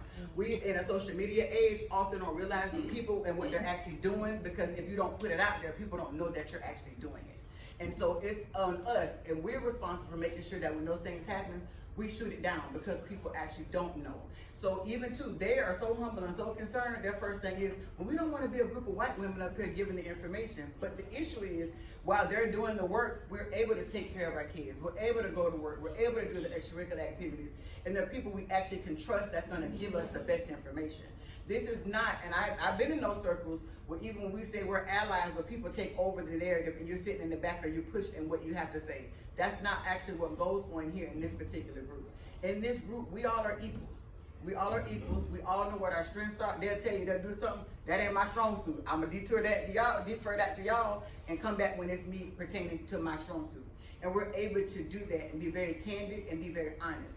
I like it being in this group because with this group of women, they've had to realize people that they thought were allies and friends, when it came to actually push and something was hard, they had to learn that. They were humble enough to say that. If I mess up or misspeak, I'm humble enough to say that. It's our humility that also, on top of all of these unfortunate events, keeps us going. One thing that we need to know is things are deliberate. Often when the school board has events, it's places we don't typically go. When the superintendent had her 100 days, she had 100 days at Mark's Steakhouse. I go to Mark's Prime, but I go on a special occasion. No regular person is going to know that they're welcome at Mark's Prime. Wait. The school board superintendent had her 100 days update at Mark's Prime. No, that's in Gainesville? Yeah, the chamber. So she works for y'all. Is that in Gainesville? Yeah. Right downtown. It's downtown. Even the other night, it's like beyond a restaurant. So, but these things really happened. The other night, when we went to the event that was over at Scorpio, I have a very excellent relationship with Scorpio. We do business together. I want us not to get it twisted. When they're in rooms, they blame builders, they blame this. When they're in the room with them, they blame us. There's a lot of coded language. We have to be about our business, and we have to get deliberate about going in their space. The only reason that I gain as much traction as I do with the school board is because I'm okay with going in their space and calling them out in their space. Nobody does that, and not many people are comfortable with that. But from the way I was raised, I ain't scared of nothing. And we have to get that way in order to create change. I will tell you this, when I spoke up at their event, the chamber members were all very receptive and wanted to know what was really going on and what they could do to help. That typically does not happen. And that's what they want to keep us divided, because we're divided. We're not working together to enact the change that actually needs to happen. That leads to a question that I have. How many more engagements will you all have? And I want to say, I appreciate all who are behind this workshop today, because I have gained a lot of information from the time that I've been here. And for a person like myself who may not know how to get up there and state my question to where it's understood at that point, I want to get like you. I want to be able to not be afraid of anything. So when I get up there, I'm heard. So will there be any more workshops that we can? The reason that we had this was because of you all. This is the reason. This workshop was not Shanae or ETF. When we showed up to that meeting, everybody that I talked to said, I want to do more, but I don't know what to do. That was the sole purpose for this particular workshop. For us, and that's why there's an evaluation of things, whatever you all say, y'all give me on my video saying that I listen to people, because that's how you create change. This is not about Shanae. They'll tell you behind the scenes, we've had the conversation, we got to keep our ego out of the way, because this is not about us. So at the end of the day, if I leave tomorrow, I need to know that this city is okay for my children and their children. So we will be having more. We're working out all the bugs, as I said in the beginning. I don't know everything. We're going to have some missteps. We're going to mess up. But if we do it together, we'll get to where we need to be to create the change that we need to. It's not even about perfection. We just got to keep going. Tara's going to do some more raffles. Ann's going to do her presentation, and at the end, we're going to give you some more of, because even too, we created a text app. We didn't create, but we bought into a text app. So that way we'll start to be able to communicate. That's what we're trying to do, build our base. Everybody, whatever your strengths are, bring those to the table so we can work together. Everybody's not supposed to speak at a school board meeting. Some people are supposed to send emails. Some people are just supposed to be in the room. Some people are just supposed to get other people in the room. So we're working and doing all those things at the same time. That's how we move the needle forward. So we're going to have to part, and then we're going to eat, and then Anna do her presentation.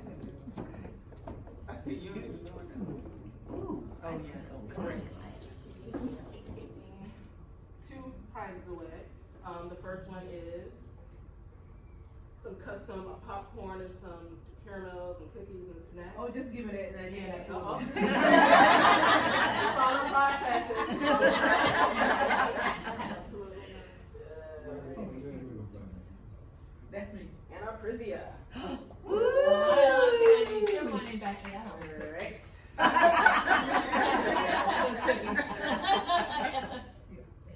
Maria Foreman Shaw. I'm not giving mine back.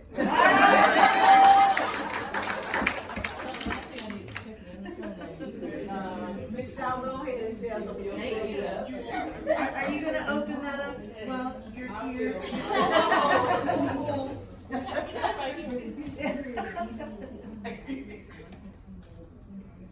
Leonetta McNeely. Such flair. No gifts. David Reed. He's gone. Oh, man. I don't even know what it is, but I'm going to take it.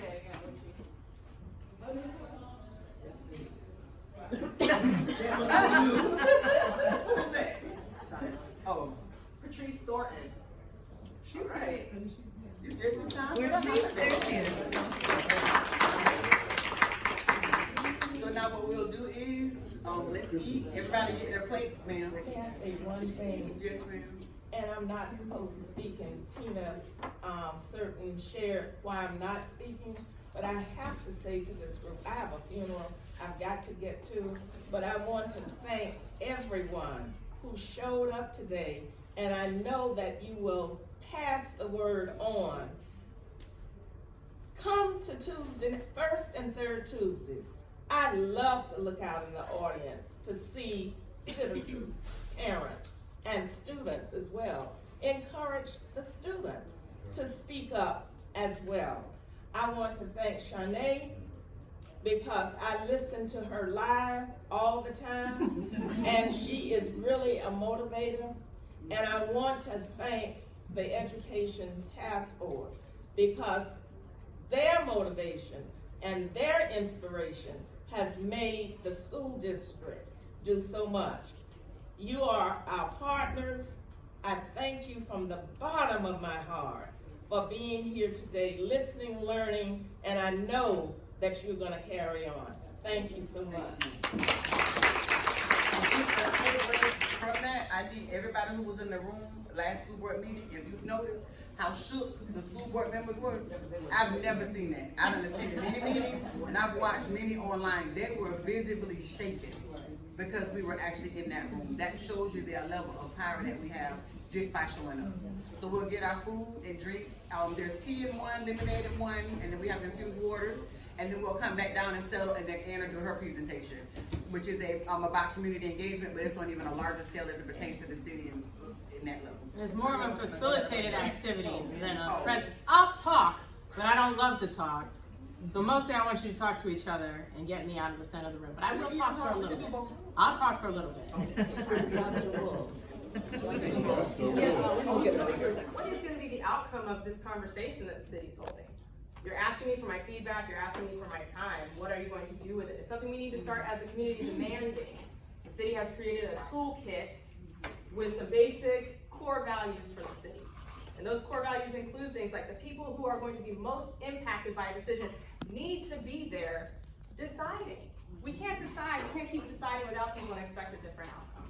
And so part of my job is to build that within the organization, to make sure that's happening within the organization, but then also to find ways of partnering and compensating people for the work that it takes to put an event like this together. So we're dealing with a lot with our procurement process right now as a city. We've joined something called the Government Alliance for Racial Equity. We're having more honest conversations about race. And I can tell you that in other parts of the country, what is normal to say, nobody will bat an eyelash.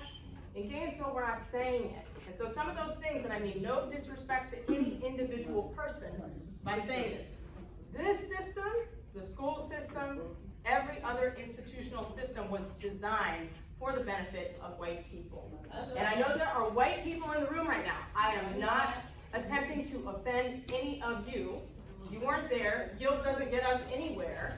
But when we are able to embrace that reality and normalize a conversation about how things were designed for a very narrow part of the population and how we need to start designing for everyone, we can really truly start to get there. Carly mentioned about getting on the same page with what our terms mean. What do the terms mean? So I want to do an activity today. I don't like talking in front of people really, so I'm kind of shy. I often try to turn the microphone over to people in the room, and I think that's what democracy is about. There's more ideas in this room than if I could keep talking for the next half hour. And sometimes that needs to happen because we need new information. But other times we need to sit and connect with people. I have been to hundreds of community meetings that are led by institutions, and the vast majority of them, you walk in the door, you see a presentation, you walk out the door, you don't know the people, you don't feel more strongly connected to the people. And if we're going to get there and sustain your efforts and enthusiasm, you have to know the people at your table. We got to resolve some old beef. People have beef with me. I got to get over it. They got to get over it. We're going to work together and have a common goal and sense of vision. And so today's process is about doing some of that visioning. What do we offer as ourselves to this effort? What do our communities offer? And what do we need to sustain ourselves? What kind of care? Because I've seen so many people burn out. I burnt out before. I was coming to the meetings, I was talking to people, I was writing letters, I was doing all the things, and I got tired, and I just went home for 6 months or a year, and I was like, I'm not doing anything but watching TV. We can't afford to have that happen, so how are we going to build ourselves together as a community? Not just who's in the room now, but who's not in the room. So the last thing I wanted to talk about was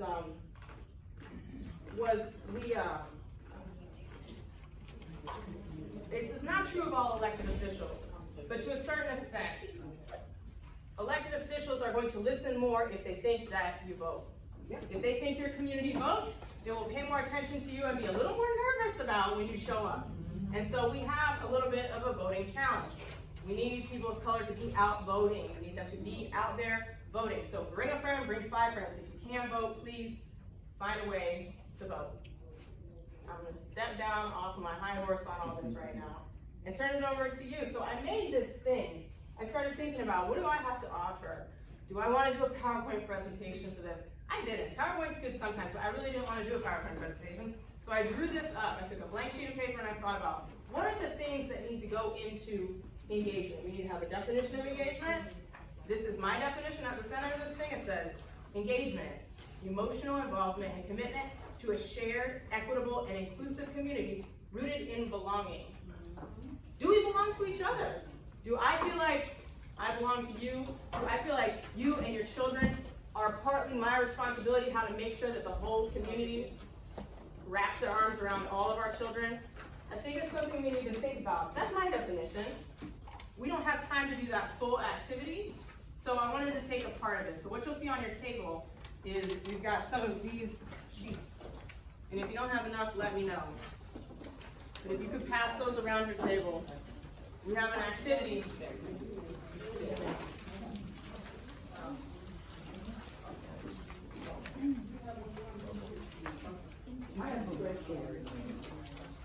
You guys need enough.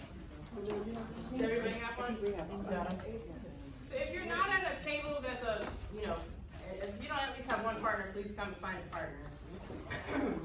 So on this sheet that I drew up, the full activity would probably take a couple hours. I took the questions off of this sheet and I just put them in a list. It's the second page stapled together here. I would like you to pick the questions that mean the most to you and to take 5 minutes just to draw, write, think about which questions mean the most to you and how you would answer them. Just 5 minutes by yourself. And so the way we're going to do this, and the way I like to do things when I'm facilitating a conversation, is we're going to start with a self, then we're going to move out to a partner conversation, then we're going to move out to a table conversation, and we're going to move out to a broader group conversation. So the first thing is take a few minutes to take a look at those questions, and take a second to write down, 5 minutes to write down your answers to the ones that really speak to you, the ones on that back page.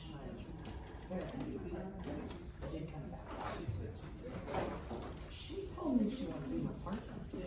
See, later.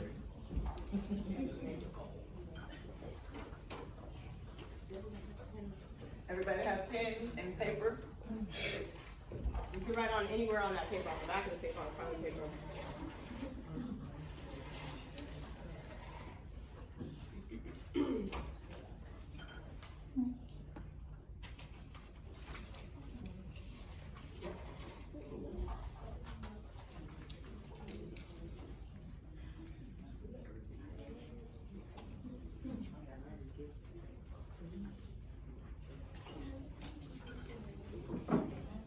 If you're not a drawer, a doodle, a conversation, just with your mind, whatever makes sense to you.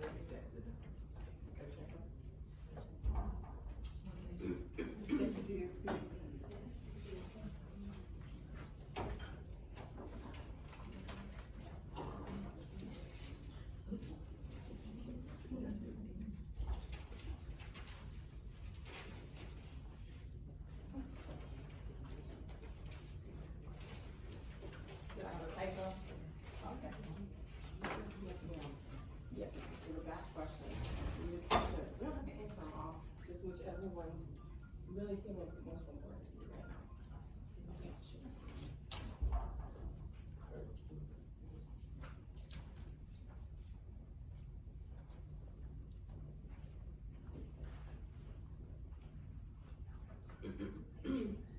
Oh yeah, go ahead.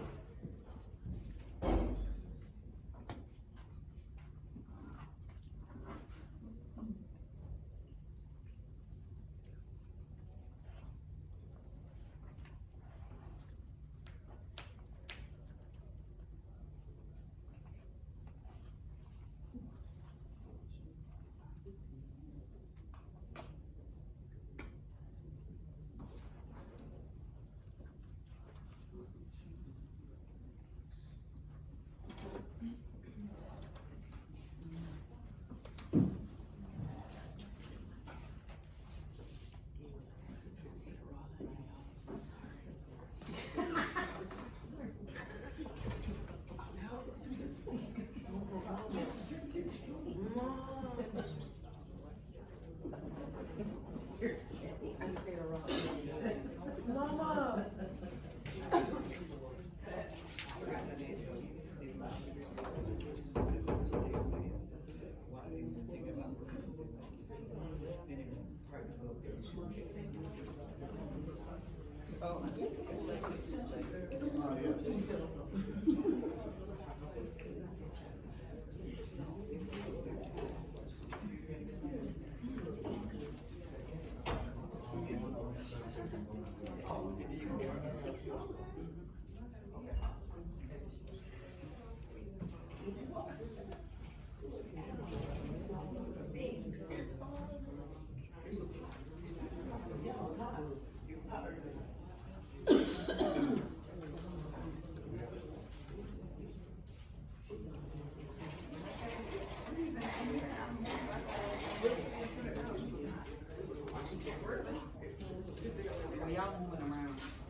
Okay, so, does anybody need more time for that part? Oh, one person? Don't you dare call me out like that. My son just brought that damn cat. I mean, not that cat, Lord Jesus. I done took him way back.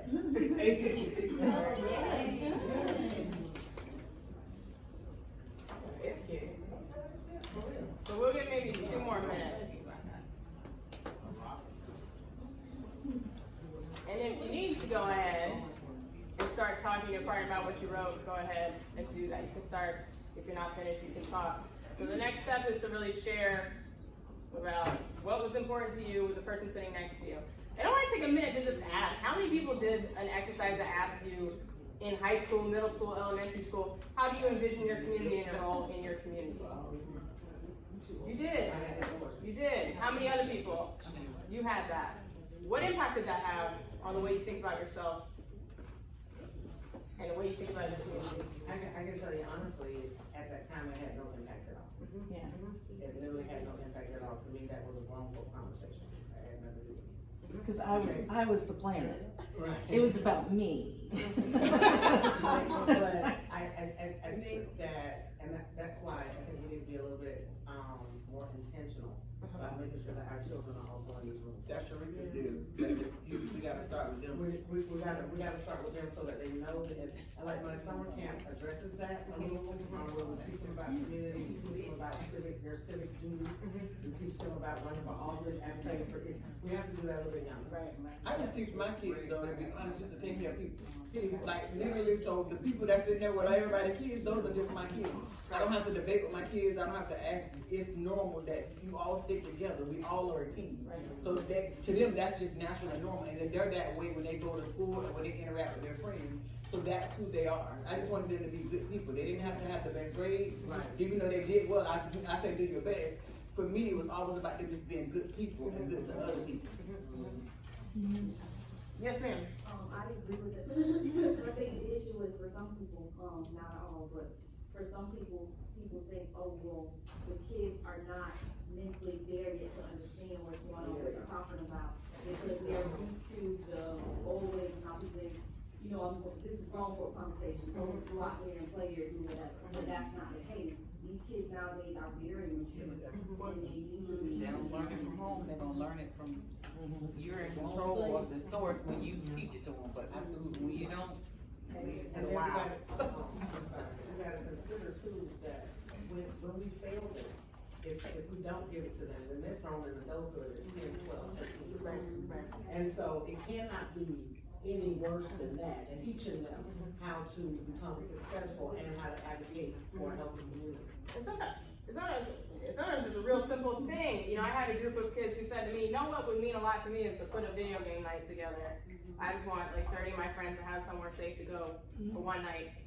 And so the city is thinking about, okay, what is the work of the city? Does that matter? Yes, it matters. Yes, it matters because that shows the kids and the youth. If what they say is this, no matter what it might sound to me at the age of 38, it's important to actually follow through. So if we're going to ask for the feedback, we got to follow through with it. So be expecting a game night, because that's coming. But it creates a safe space for them.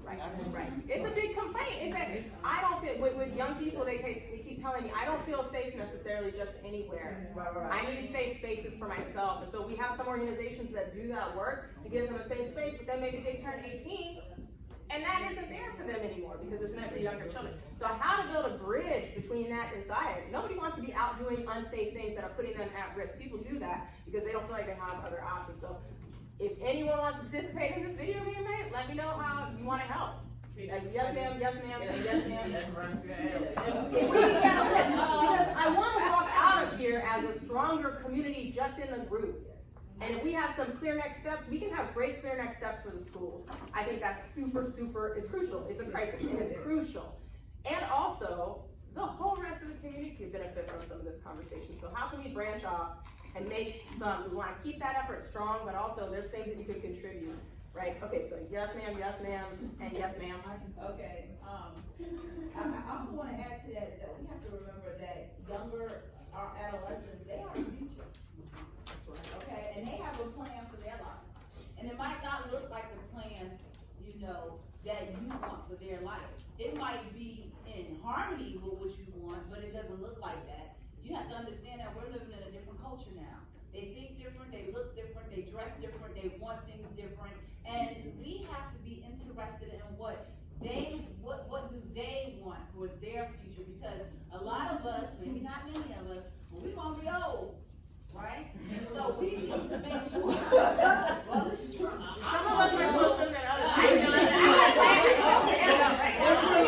But we need to make sure that we create a blueprint for our children to be able to follow. We really, really do. And we need to make sure that they are included in that blueprint, that their future looks like what they want it to look like and being successful also. So what they say matters. It's important. They're going to be your mailman, they're going to be your Congress, they're going to be sitting on city council, they're going to be in school board, they're going to be in the stores. And so you want to make sure that they are prepared for that. So it's very important for us to engage young people at all times. I truly believe that. Yes, ma'am. And I think it's also important that a lot of times we listen to them and what they say, we gotta listen to what they're not saying, like the example you use where they say, well, we want game night. Why do they want game night? Because they don't want to be out in the streets and doing these other things. But if you don't have that thing in place, guess what they can do? They have the most innocent desires. You know what I'm saying? Like when I asked, I was like, oh, maybe they'll want to. They really want simple things. I want to have a night where I can have my friends over for some movie somewhere safe. And if you can feed them, that's a plus. There was an issue at my daughter's school where assistant dean called me, and he told me that he was writing her an unexcused party because she chose to walk with her friend because her friend was saying some girls were gonna jump her, your daughter. And so she walked with her into her class so that they wouldn't bother her. But I was like, well, why are you gonna write her unexcused action? Because they're trying to get help, they're trying to get to a teacher, and she wanted to protect her. So I don't understand. Yes, ma'am. So, just like what she said as well, when we teach our kids early, we have to think about we're preparing a lineage. Like, it's going beyond just your child. What you put into your child, they're gonna put into the next child, your grandchild, and then they're gonna build upon what you've already given them. It's a building block to all success for the rest of your lineage. And then on top of that, I'm trying to figure out why I did. the city stopped doing things for the children in the community. Cause I remember growing up, and most people know Kelly and the Blue Center. It's not blue anymore, but he impacted our lives so much. I didn't even live on this side of town. My mother used to drive me to this side of town, and I couldn't wait until the summer would come because I knew he was gonna give me something that I could take with me for the rest of my life. Why did that stuff stop? Yeah, it was safe. We used to have things where you could go to, where they play football now, Citizen Field, and they would have dance contests and stuff like that. Like, it was so fun. We would plan on nights where we could just take a day, go to the parade, and then go to the Apple Jam, and then you go to the fair, and it was just something you would look forward to as a child, and it kept us innocent. Now it's like kids don't have anything to do, and you want them to go outside and play, but there's nowhere to play. On this side of town. Let's be sure to put that, let's be sure to put that. I live on the other side of town, they got stuff. On this side of town. On this side of town, they don't have. What do they have on our side? On the southwest side, we don't have nothing on the They got a celebration point, all the movie theaters, the restaurant. They're about to bring Dave and Buster's over there, but still, my mom used to give me money to go to the mall and walk there. Yeah, go to the movies with my friends. There aren't even options on this side of town. Exactly. Whether it's paid or not, there are not options. That's what we're talking. Well, go ahead. Oh, I'm sorry. So, as we're having these conversations, we have to be really, really clear about where we live and about Gainesville, Florida. There is no broken system in Gainesville, Florida. The system is working exactly the way it was designed to work. After segregation, they wanted to make sure that we stay separate from them still. You understand? And so, exactly. And so, we got to know that first of all, part of what, her question, a lot of what happened is us. The system is so ugly here and needs dismantling that when we graduate, the first thing we want to do is leave. And so when you have people like Rodney Long and Mr. Kelly, they got old. And a lot of us that were supposed to take that torch, we were in Atlanta for me. This one was gone somewhere else, and when we came back, we're like, what happened to our neighborhood? But also, it wasn't passed down. So let's be clear. The generation that should have been passing that down, they didn't do that. So even for me coming back, the people, I'm I call a spade a spade. The people like Evelyn and like Cynthia and all those people, they haven't passed it along to us. Everybody is so about keeping their level of power and their name out there that they're scared. They hold on to it like that. When you go and say, be open, help me, let me know what's going on. They don't do that. And then as older women, because when we came back, there were mentors and women that have been doing this for years. You know, we can't be closed to letting our younger sisters and brothers know what we're doing and working along with them, because my ideas are gonna be old in about 15 years. Just like there's some ladies walking around here, and I have the utmost respect. There's a reason why I'm here. There's a reason why I want to do it, but your ideas are outdated, baby. That's what a different time we're living in. We're not addressing those issues, and so we have to be, like we were saying, continuity. In nursing, we call it continuity of care. So we have to continue to nurture our children so that they know that we're dismantling a system, and it was built over 100 years. So we're not going to dismantle it over months, and we're definitely not going to do it separate from each other. When you look at any instance, I don't care what the differences were doing civil rights, and there were a lot of differences, I'm sure. But until we came together to address it, and I mean, because during civil rights, we have freedom riders. I'm not just talking about black folk. I'm talking about human beings that are able to say, you know what, just because it's not my culture, it's not right. And until we had those people come along and they got blew up on buses along with them, we need to realize that we have a collective voice and better together. And as we mobilize, it's important that they see the diversity and that we just continue. But the system is working just like it's supposed to be working. We just have to dismantle it. Yes, ma'am. I really don't like when we say that we don't have activities on this, because I run a couple on And I do each side of free. town. But it seems like, I do all I can, but I don't get, I've been doing it, 6, 7, 8 years. I've got no support from the city, little support from my own community. A lot of people that come taking me to the coding classes, they come from Jockey. How do you hear about them though? All I can do is. Before we get there, I want to speak on two things. Hold on, well, let me finish what you stated. I'm going to speak on two things. But yeah, I know because I work with other people that are running these activities, and we need support. There are people that are doing stuff right after school, out of pocket. But we need to, I don't know how we can identify them, but we need to identify them, and we need to figure out how support can be. Let's not reinvent the wheel, because what I'm seeing now is like, some people are coming in and having big grand acts, and then it's like, ooh, let's go over and support that. And I'm like, well, ooh, I've been doing that like 8 straight years. Right. So, you know, I think it's an amazing point, and I think we have this thing that's supposed to be a resource for Gainesville that's not often that way, and that's the university. They're able to pull in, that was a $3 million grant that they got from the NSF to do coding work with young people, young girls in Gainesville. Now they're pulling in that kind of money, but where's the, they're gonna work on behalf of the community. And I'm not dissing that particular effort. That's the way business has been done. That's the way this system got designed.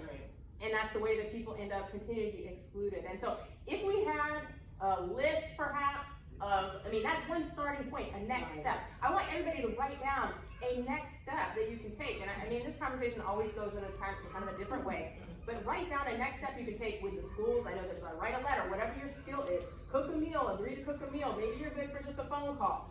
Call me, give somebody your number and say, when you're stressed out, if you went to a meeting, you're shaken by it, I couldn't be at that meeting, but at 9 o'clock, I'll be there for you.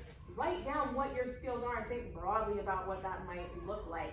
And then some next steps. Maybe we do need a list of what is available in the community so that when UF comes to me, because this UF City Partnership thing, when UF comes to me and says, we need community partners for this, then I'll be able to say, I have a whole list of people who are doing that type of work and would love to have in on some of that $3 million.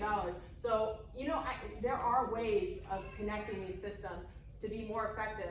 And I know this much, UF is not getting as many grants for things, everything, unless they're in the community. So they're having to figure out, how am I gonna be in the community in order to get up on this money?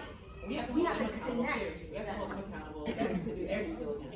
And also, while you're working with UF, I know I'm not gonna say the entity that I got a grant for, but as they're working with the community, can we get some of the money?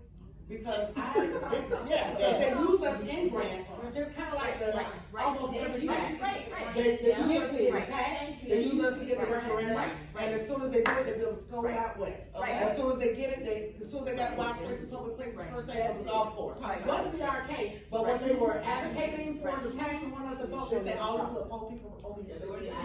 And that's why we want kids in India. And so, exactly. So if there are criteria that you can think of, what are the criteria that would most serve the community? Not just come in, do your research, go. But I want to tell you this is what we need in order to partner with you. We had a marketing grant for $100,000. We actually spent $15,000 of that in the neighborhood, and the rest of it went to overhead, staff, materials, and all that thing. But they used us to get the money. They gave us $15,000 out of $100 grand.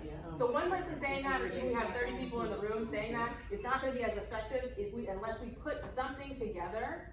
Right? I agree. Some kind of tools that we can use that you can show to other people and say, oh, if somebody came knocking on your door and they want to do some research with you and your organization.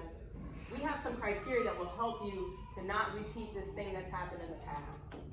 One of the things that I see as a problem, and it's not, I love UF and I take games and stuff, so I'm not knocking them per se, but yes, we are. I am calling them to the carpet. And I'm a Gator fan. I am, right. I am calling them to the carpet though, because I work in the community as in social services. The problem that I see with them is when they do come into the community, or when they do get that stuff for the community, they try to pull the community into UF instead of hosting and having that out where our people can access it. Most of our people are taking public transportation, and we already know that the public transportation, the public transportation system really caters to the students. So if you live on a certain side of town, buses stop running at a certain hour.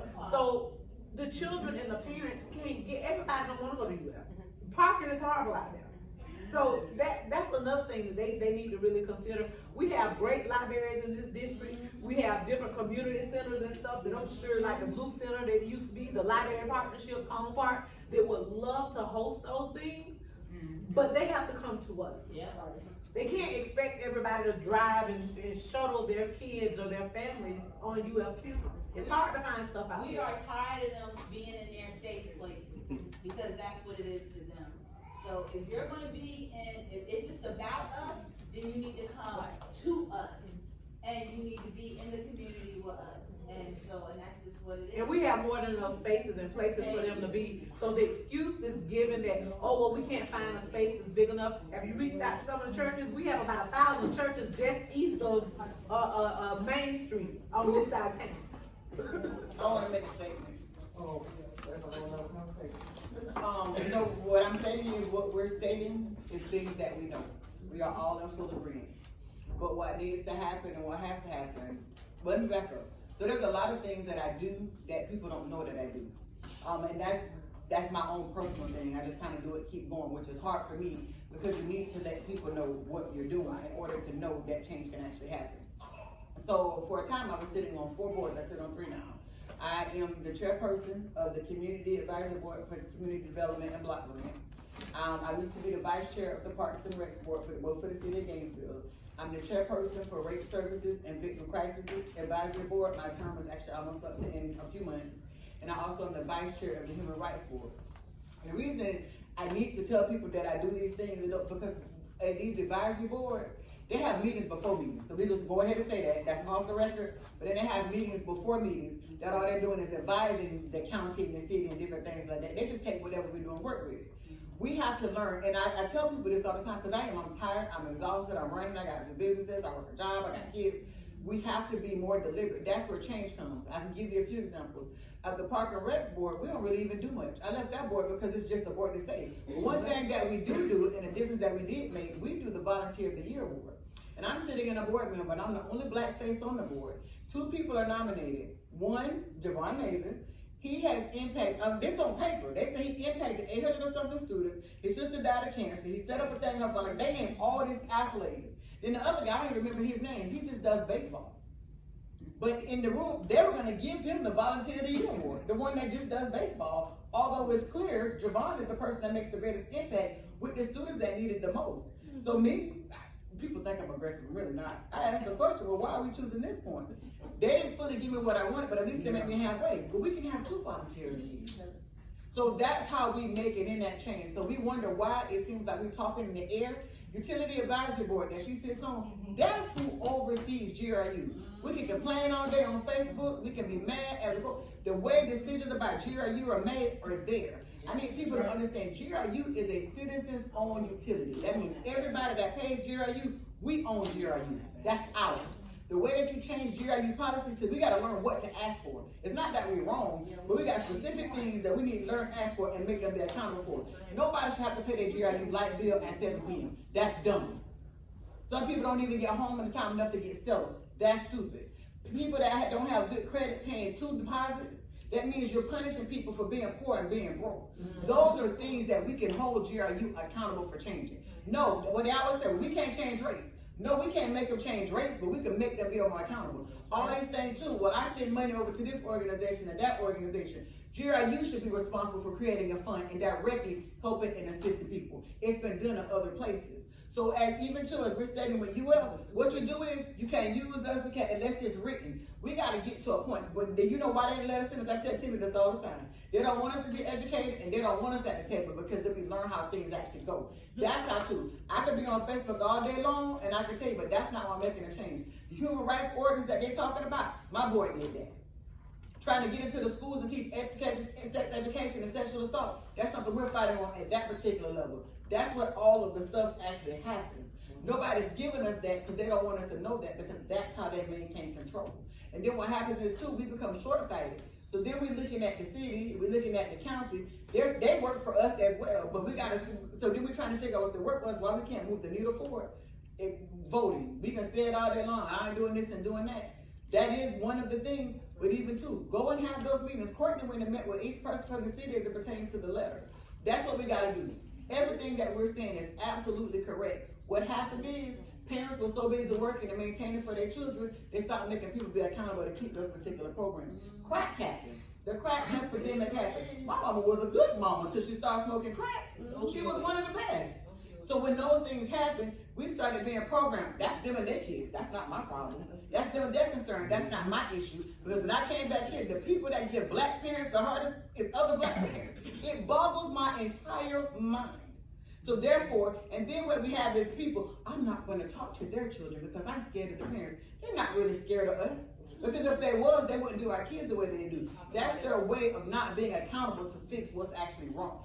And so we gotta circumvent that. We put this stuff on a piece of paper, because I do ADHD. We get off on a tangent, and let's start knocking this stuff down. Let's start putting steps into place. Before we go, because I know we're running out of time here, and you all have busy schedules, and there's another event after this one.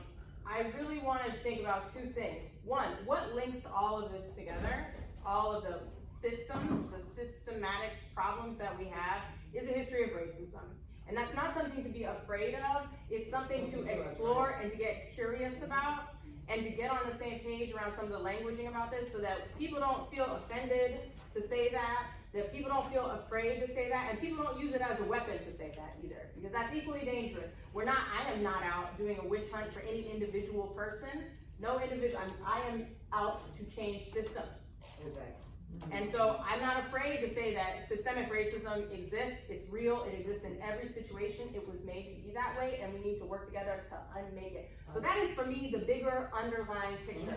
Anytime I can understand how all these systems are connected through things like the history of lynching, through things like the history of slavery, and it's not stuff that we get bored talking about it in school because of the way it's taught, but we have got to go there and figure out how all of these things are linked through systemic and institutionalized racism.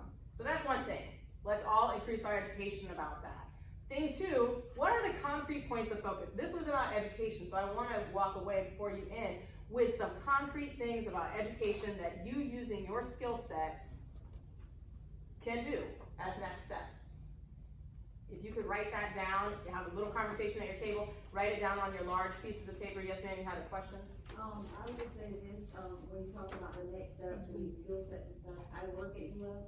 If we come and create a list of what we need, I will make calls and send emails to get those resources. That would be great. Let's get the list, write it down. I will go home and type it up. It'll take me 4 days because I'm gonna do it between when I put my son to bed and when I go to bed. So I'll get it back to you in the middle of the week. If you write down on your list the things that you want to do as next steps for the schools, okay, and the things that you need to sustain the efforts together and bring more people together. This room has been amazing, amazing, amazing, and we all have to keep showing up, and we all need to bring a friend next time. And maybe it can be fun sometimes. Maybe we can have some parties, right? Because we aren't going to maintain relationships if we're only talking about things that we're frustrated about. That's so important. We need to get these frustrations out. We need to do something with them. But we also have to have a talk and like, are you funny? Because if you're funny, I would probably like to hang out. You know what I'm saying? Like, we have to get to know each other. So, okay, so those two things, some next steps, and what do you need to sustain and broaden your engagement and your efforts?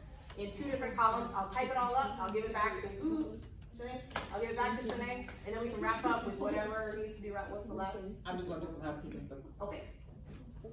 So as long as it takes, and then I guess you want to do your housekeeping stuff first, and then when you're done, then you go. Okay. So we had one other game that we're gonna do, but we can actually do that at another time. Basically what she stated is, this is the first of many. The evaluation that you got, I really need everybody to fill that out. I need you to be candid, and I need you to be honest.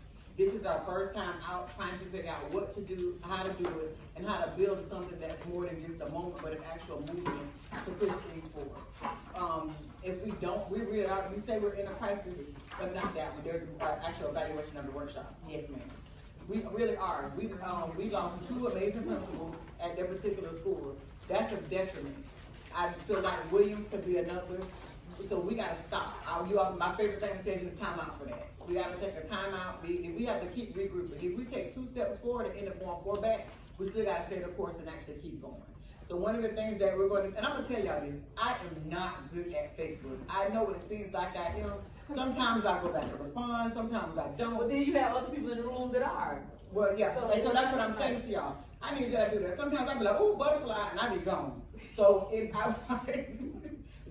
So maybe it could be something where you say your next steps and what the skills that you could individually offer. If you're good at Facebook, write that down. If you make a meal, write that down. If you know of a space or you know people that have connections that we could have spaces, write that down. So 2 different sections for that. What's the next steps that you do with the schools, and what your gift is that you could offer, or many gifts that you could offer. About that, we know each other outside here, and I love you dearly. But with the Facebook, I know you well enough to know that you can say few words and get your point directly across. Very intelligent words. Stop the profanity. Cause you're a face for this. I'm telling you, girl, I'm about to cry. I'm telling you this because I love you. So, yeah. Y'all watched one of her videos and I was just like, who is this lady? I got to meet this lady because she's on fire. So very empowering, very empowering. One face. I don't want to offend anybody else in the room, but None taken. I think it's important about that. I think it's important about that because I will curse a blue streak in certain contexts. In other contexts, I just won't because I'm representing the city. So let me of speak to that though. So me, with my profanity, I want you all to know that's deliberate. So I want you to know, as I sit in these spaces, before I started to, in that particular manner, if we don't go in a room and tell you, I did this, I have this degree, I have that, you are virtually ignored. I kid you not. Me being that candid and that honest, because it freaks white people out, because it doesn't happen. Because we were taught respectability, and we were taught, I'm not kidding to you. Yeah, I second that. Anything that I state, so even the reason the city of Gainesville actually signed on to that letter is because I put pressure on Mayor Pope. Even when he had his last election, they were coming for the other candidate. All I literally did is I and called him out on it. It ceased immediately. And I want people to know, when we were in spaces and I was being professional and doing that, it did not do what it needed to do in order to enact that change. And I know that sounds absolutely crazy. Even when I just went to the actual chamber, it boggles. I realized it was actually became a tool because they know. For me, I've become that loose cannon that's not afraid. That's what actually gets their attention, even when it comes to the particular school board and things like that. So I fully agree with what you said. I think they also realize you got to draw crowd behind you. And but what happened is too, because I'm not scared at all, that's what's scary. And I'm not saying anything about doing away with any of that. I know passion. You know, I know when we're passionate about something, you're not gonna shut it down. And I'm gonna push until it gets done. That's so even to speak to that, but I am, and that's the point. I'm glad she stated that here. I'm not easily offended. So I know sometimes it seems like that because we can't be. This is not about me. Everybody who's going on this journey, you can't be easily offended because we got to keep going. Things are going to be said. We're still going to be ignored along the way. It's been a learning process for all of us coming from different backgrounds. Even too, it's been a learning process for you, and I see white people that get ignored too because it just doesn't happen. And it wasn't until they started to challenge this particular system in order to dismantle it. So we know what we're working with. There's a Remind app that we downloaded. If you give me a second, I can actually give you that, so that way you would, in order to get the invitation, you would text 81010.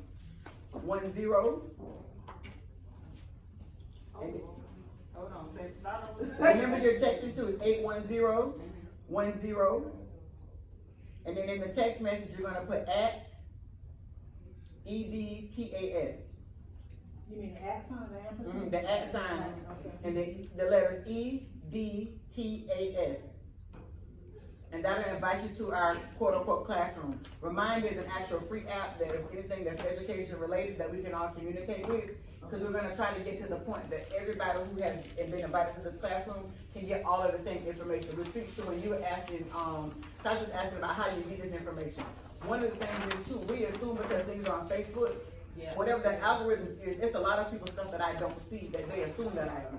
And vice versa. So even when you're putting things out there, I see people say that a lot. Well, they don't like your stuff. They actually might not have seen your stuff. With that, because too, it depends on the times you go in, if you're busy doing other stuff. But I would like to help be that. When something comes up, if it's a class or something a child can participate in, we can share that information. If it's a next step or a next action to get to that point. The ultimate goal that I state is for us to create a campaign surrounding around this, where we're using social media as a tool. Everything that they listen today, we're using all of those collaboratively and collectively. That's how you're gonna really push that message across to do what we actually need to do. I want you all to know, I believe in celebrating wins, even if they're small wins. And we've had a few wins this week. A win that you all don't know about is the president of the teachers union wanted to support this event today. And I need y'all to know that is huge. But my statement to them was, we're not prepared to do that. There's a level of trust that actually has to be built And one of the ways that I see that happening is that we do have something that's co-hosted and sponsored where there's equal power. We have to invert the power.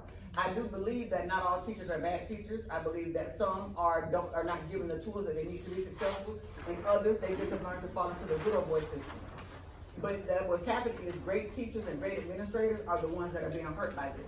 So there has to be a point where we can come to an agreement with the teachers union, but it's something that will be on our terms.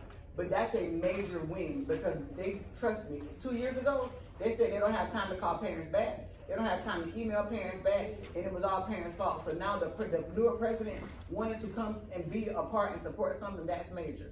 Also, the state teachers union actually wants to help. So one of the members actually donated their projector and their portable printer and things like that, but then they want to also help to reimburse some of the costs that we actually had for the event. So those are wins.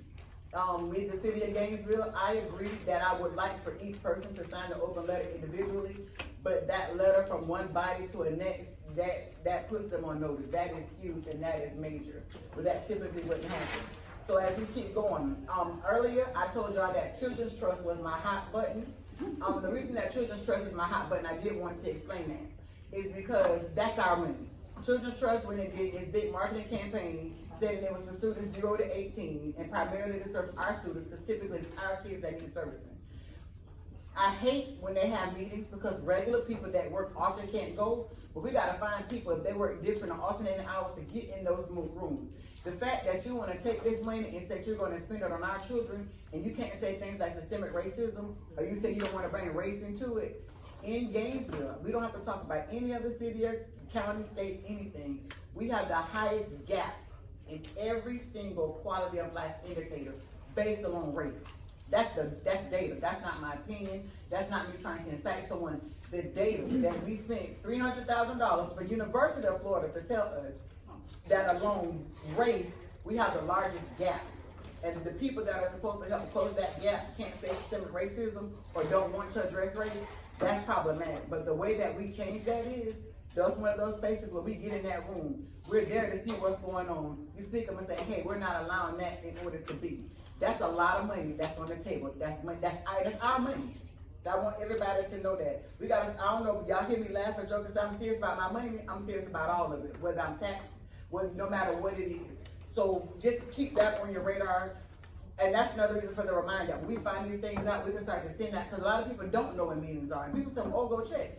Sometimes I forget to go check on a particular meeting because life is so busy and so chaotic. So those are the things, all of the materials, like the PowerPoint that you wanted, the link for the website, the Remind app, also the demographics. I said you're gonna start to get those follow-up emails and text messages. Please, please, please, by all accounts, invite other people and try to be deliberate about responding to those things. When are we gonna get a chance to ask our parking lot questions, the ones we So we're said? gonna do that. Okay. So those are the housekeeping things. That's what I have. So we can do the parking lot questions and then finish up and then have Anna wrap up if that's okay. Okay, who had questions still that needed to be answered?